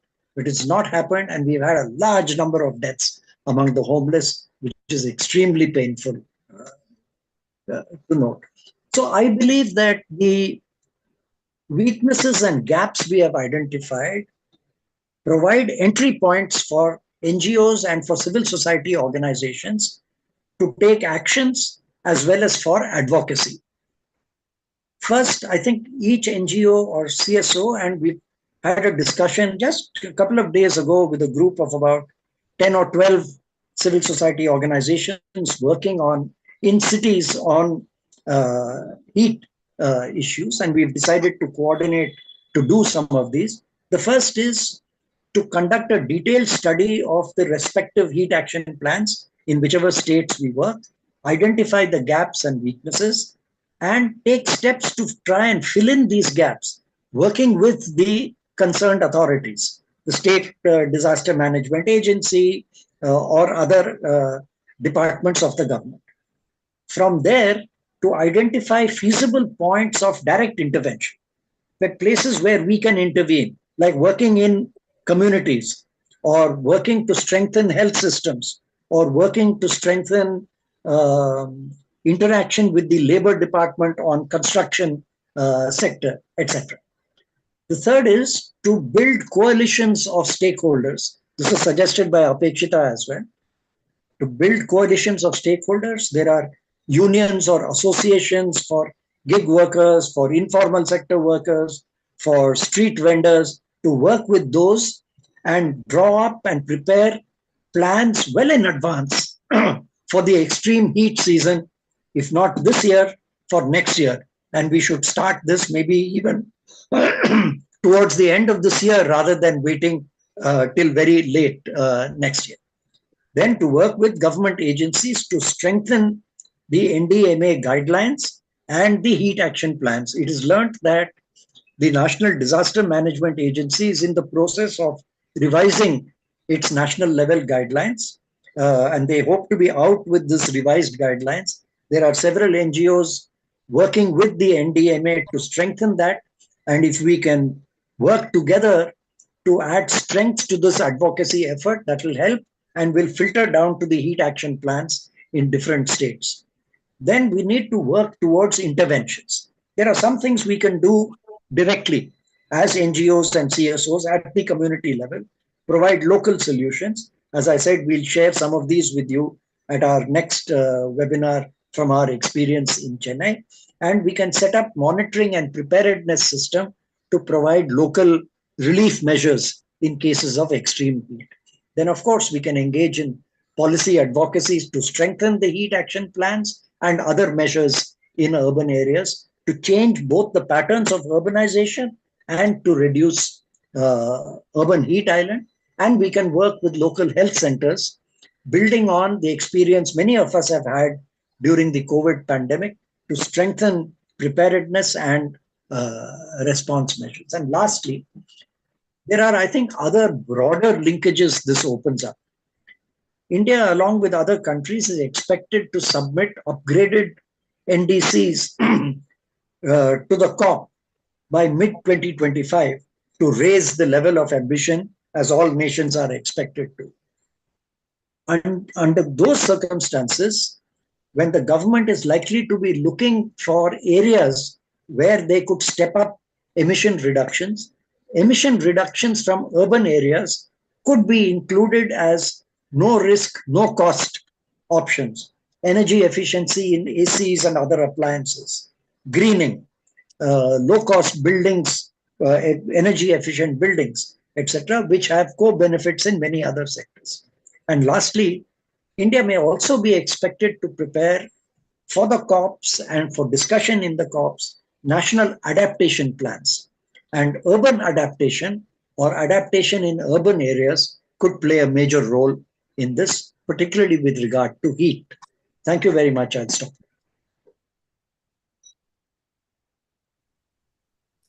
Thank you, Raghuji. That was very insightful. And as you've rightly mentioned, heat action plans are, firstly, they don't have any legal backing, and they're very large scale in nature, at the same time targeting individuals to sort of react to heat waves rather than actually developing adequate mitigation systems and putting those in place. So we very well know that heat action plans are also not even, they're not even well known in multiple cities. For example, in Bangalore city, at one of the primary health centers that we visited, none of the nursing staff or the doctors even knew about any heat action plan that existed. They didn't know about any protocol that existed as well. And Karnataka does have a state heat action plan, which has been released. So it's a little scary to know that these are currently our only way forward in actually dealing with increasing heat stress, as Apekshita mentioned and showed us the meme, which is really scary. And we've been seeing this meme sort of pop up on social media quite a bit recently. It's only going to get worse. So thank you for pointing out to all the three panelists. Thank you for pointing out the what heat waves actually mean, what's actually happening in our cities, how they're affecting the vulnerable populations, and what are the measures currently in place and how they're inadequate in nature. There are two questions which are pending. One is for Anumita ma'am. The question is, are there any current future central government plans to handle extreme heat waves? Which organizations are in charge of such research? So I think the first part of the question has been handled, which is the current government plans. But what about future plans, and what organizations are currently in charge? Over to you. So clearly, as Raghu has already explained, that at this moment it is seen within a very limited scope. And as a result of that, heat action is seen as a disaster preparedness and disaster management. And therefore, it is with the Disaster Management Agency. which Raghu has explained so well. But as we have also understood that heat management is a much more complex and it's a very multidimensional issue. And therefore, this requires to be addressed from different perspective and different angle. And already there are multiple policies that I've already mentioned. So there's one bucket where you have the whole range of policies and regulations around the build structure. That how do you make the buildings, how do you make them energy efficient, how do you make thermally comfortable? So now that is with the Bureau of Energy Efficiency, that is with the at the central level. For the regulation development, for implementation, it is the urban local bodies who then have to translate that rule into the local bylaws and make it part of the building approval. And but then that is building centric. In addition to that, there are the urban planning approaches. So which means how you're designing the street, how you're designing your public places, how you are providing infrastructure.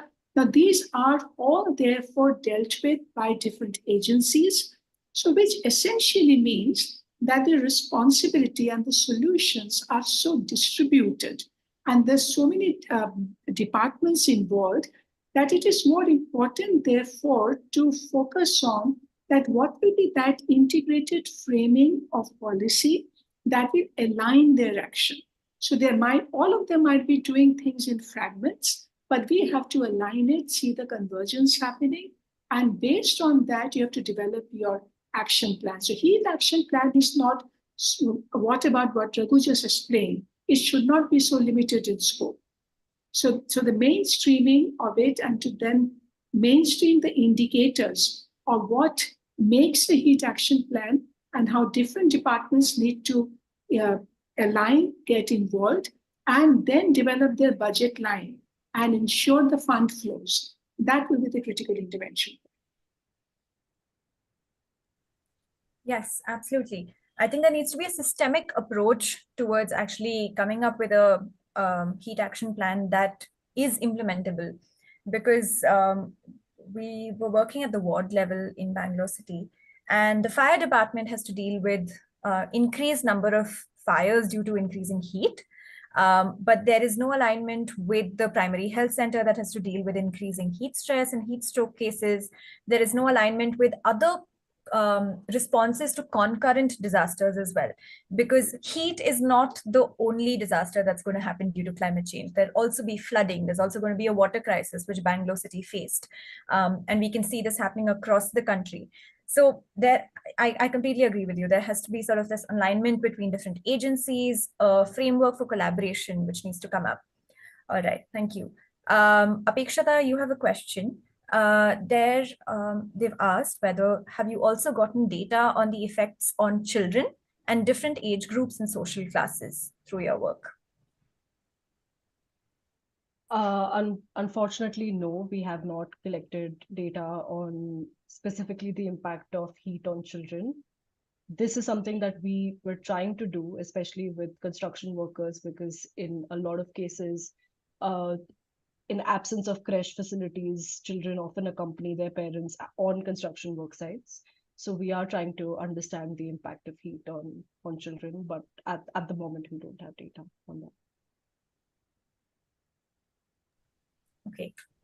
Yes, absolutely. I think through a little bit, just to add to that, there is, I think, very little data on how heat affects children, because they're also not, they don't fall under vulnerable stakeholders that are interviewed directly in studies. So I think it's a little bit difficult to also have access to their perceptions around heat. It's only through their family members or parents who will be able to tell us. But I think definitely, I remember like changes in school timings when I used to study in Kanpur during the summer were a sort of thing. We were taught disaster management, but never about heat. It was always sort of this thing around earthquakes or other disasters, which were more common. And I think also, I was reading recently that in Delhi, in schools, there is sort of this bell that is rung sometimes to tell children to drink water every few hours. So it is a little bit difficult to also explain climate change and the risks of increasing heat to kids. And especially there's a lot of disparity between what's taught in private schools versus government schools and what they actually have access to. All right. Kirtiji, I saw you raise your hand, and Raghuji, you as well. Please go ahead. No, I have with all the three presentations were absolutely remarkable, stunning. Thank you very much. I just wanted to kind of share two things. One in observation, and second a question. Observation is this. I was talking to someone about this webinar yesterday evening and telling him to attend this. He did this morning a very interesting thing. He did this morning, sent me a Gujarati newspaper which says how many people are killed every year in Mumbai in the train accidents. Trains, not accidents, just a train, which manages 3.5 million people every day. And that newspaper story says that every year, something of the order of 2,700 people die in Mumbai alone. And then he asks a question, how many people die in Mumbai of heat wave or heat problem? The reason I'm asking this question is this. And of course, there's a parallel question that I asked myself that I know very well. I was working on this earthquake in Latur and Gujarat. Earthquake of 7.3 killed 10,000 people. Almost the same kind of earthquake kills 6 people in Japan. So the point essentially that these people are asking is this: don't we really have a much larger systemic, or whatever you want to call it, issue to look at? But that is no substitute for attending to what's being talked about today. But I think it's a very larger question, and I thought I'll ask that question to all of you. There's other small little thing that I want. There's a second thing is this, that because I have to leave, I'm catching a flight to Bangkok at 12 o'clock. Is this that, and I'm still in the office. Is this that I'm an architect, and when we do master planning and all that, there is a provision. There's a mandated provision that minimum 10% of the space should be kept as open space. I was just wondering, and I know what people do with it. I was just wondering, with this whole need for grading, the whole need for, I think, more trees, more green areas, water system, all that sort of a thing. Suppose you were to kind of change it and make it 20% open space. So, for instance, I have two questions. Is there any study anywhere which would say what are the implications? Because land is very expensive. And any builder, anyone who does this is very concerned about this. As a matter of fact, we're always under pressure that even 10% you manage in such a way so that something is pushed here and something is pushed that. So, and I think master planning, I think as a matter of fact, India is going to build much more in the next 30 years than already has been built. That is what the situation is. And therefore, building bylaws, how much you build, how do you control, how do you kind of regulate is very important. And I was just wondering whether there are any studies going on. Raghu Saab, is this something that we could do in Chennai in a specific situation that just take a hypothetical case? Instead of 10%, it's a 20% open space requirement. What effect would it have? Not only on heat, but several other things. So one is the devil's advocate's question about so many people dying in Mumbai and in railway accidents. And second one is building bylaws and building regulations. Anyone who could answer. I will run away in 10 minutes any case, if, but please, I'm very keen to hear this. Please go ahead, Raghuji. You're on mute. Yeah. So two very quick responses since Kirtibai has to leave. The first is with regard to comparative deaths.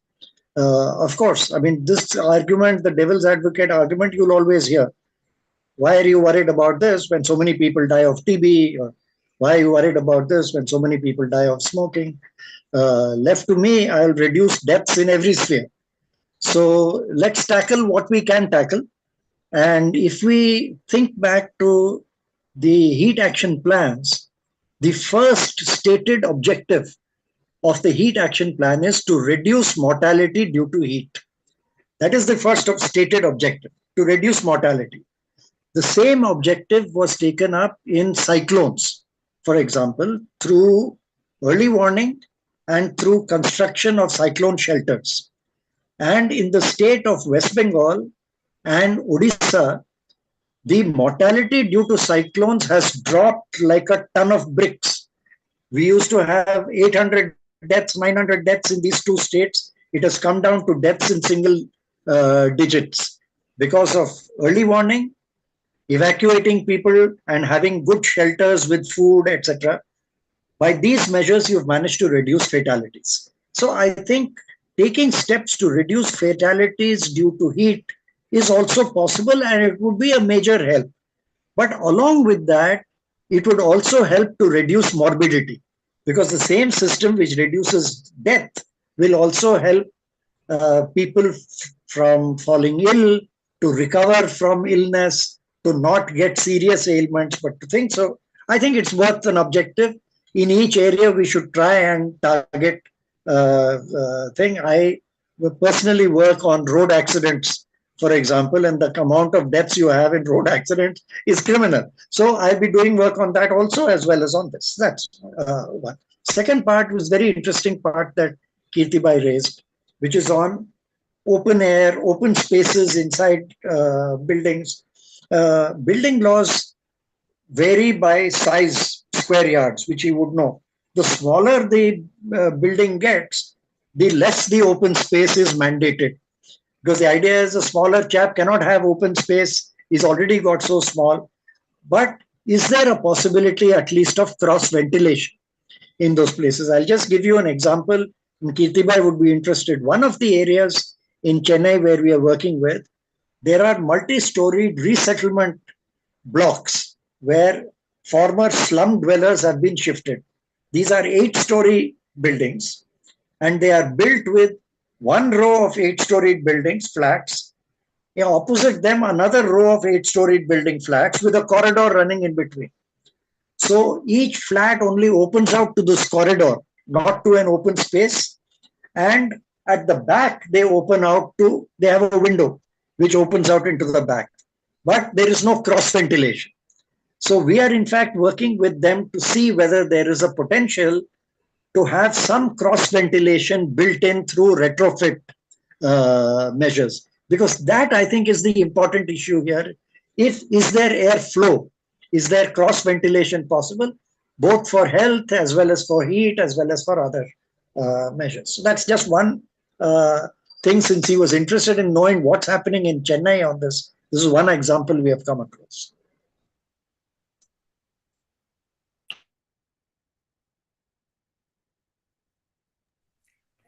Thank you, Raghuji. I'm good to leave. Thank you, Kirtiji. There's one question which is quite large in nature, which is, what are the lessons that can be learned from your experiences?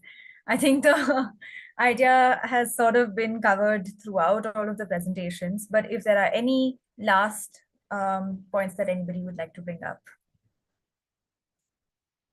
as to what you see the way ahead to be.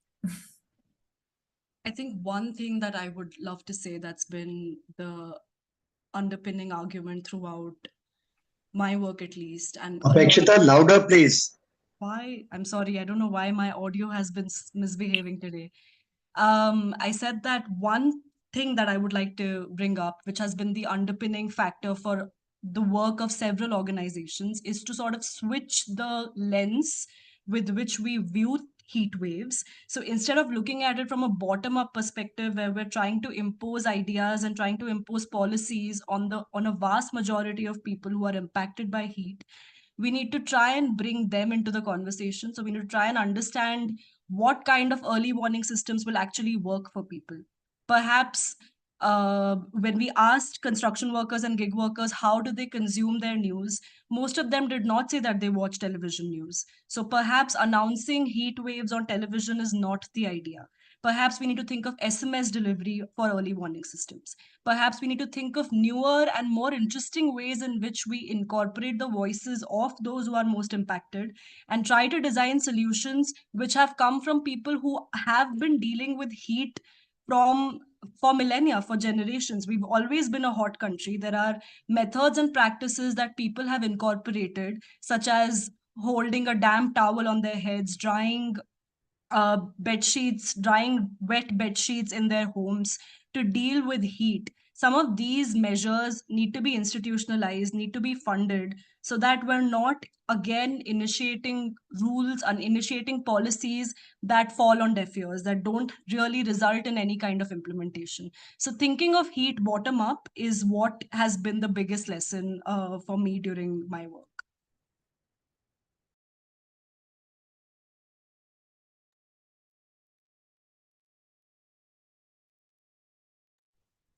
Please go ahead, Anumita.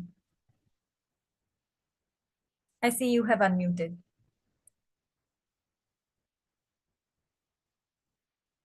Hello. I hope I'm audible. Anumita Yes, yes, Anumita ma'am, please go ahead. Okay, so just a very brief point actually, because we have reiterated that again and again. But the point is, what I feel is that we have not yet understood quite well at the policy level that what it takes to design a climate resilient city. How do you design for resilience? So it can be heat today, it can be floods tomorrow, right? And therefore, we have not even, if you really look at all our guidelines related to built environment, right? They deal with structural safety, they deal with, to some extent, some of the environmental parameters.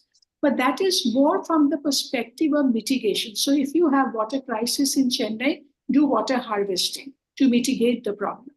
But we have not understood how do you design for resilience and adaptation.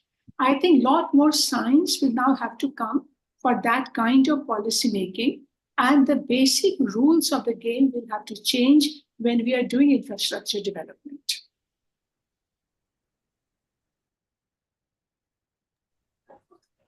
Yes, I think I completely agree with you. So both the points that actually Apekshita and you have spoken about approach this problem from two different ends. One is understanding how heat is affecting people at the ground level, understanding how they are tackling it at the individual level, and what are the methods that they have been using and actually have come up with. And this is true. Heat, despite being an invisible disaster, is something we have dealt with all of our lives. And communities know how to deal with it. It's the risk of increasing heat stress, which is the problem, because we know it's getting hotter and hotter. And I think the way that you have put it, which is actually larger frameworks of what our cities need to look like to become more sustainable and resilient, is another entry point into it. And I think the way I see it is being able to bridge and combine both of these approaches into something that finally looks like an implementable and adequate heat action plan. All right, I'll leave the last word up to you, Raghuji. Okay, all right. Then I think we have reached the end of our webinar. Thank you so much to the panelists for joining in and presenting the work that you've been doing. It's super important, and as someone who's also involved with working with Heatwaves, I think any kind of work that's being done right now is very, very valid and very important. So thank you for coming, taking time out to present here. We thank all the participants who have joined in. We thank you for your questions. The webinar will be available on both INHAF's website as well as our YouTube channel. If anybody's missed out anything or you want to go look at the presentations again, please feel free to. All right. Thank you so much. Thank you, sir. Thank you, sir. Thank you, Anumita ma'am. Thank you, Apekshita. Hi, Anumita. Sorry, I didn't say hi when we began. Thank you. Bye-bye. Bye-bye.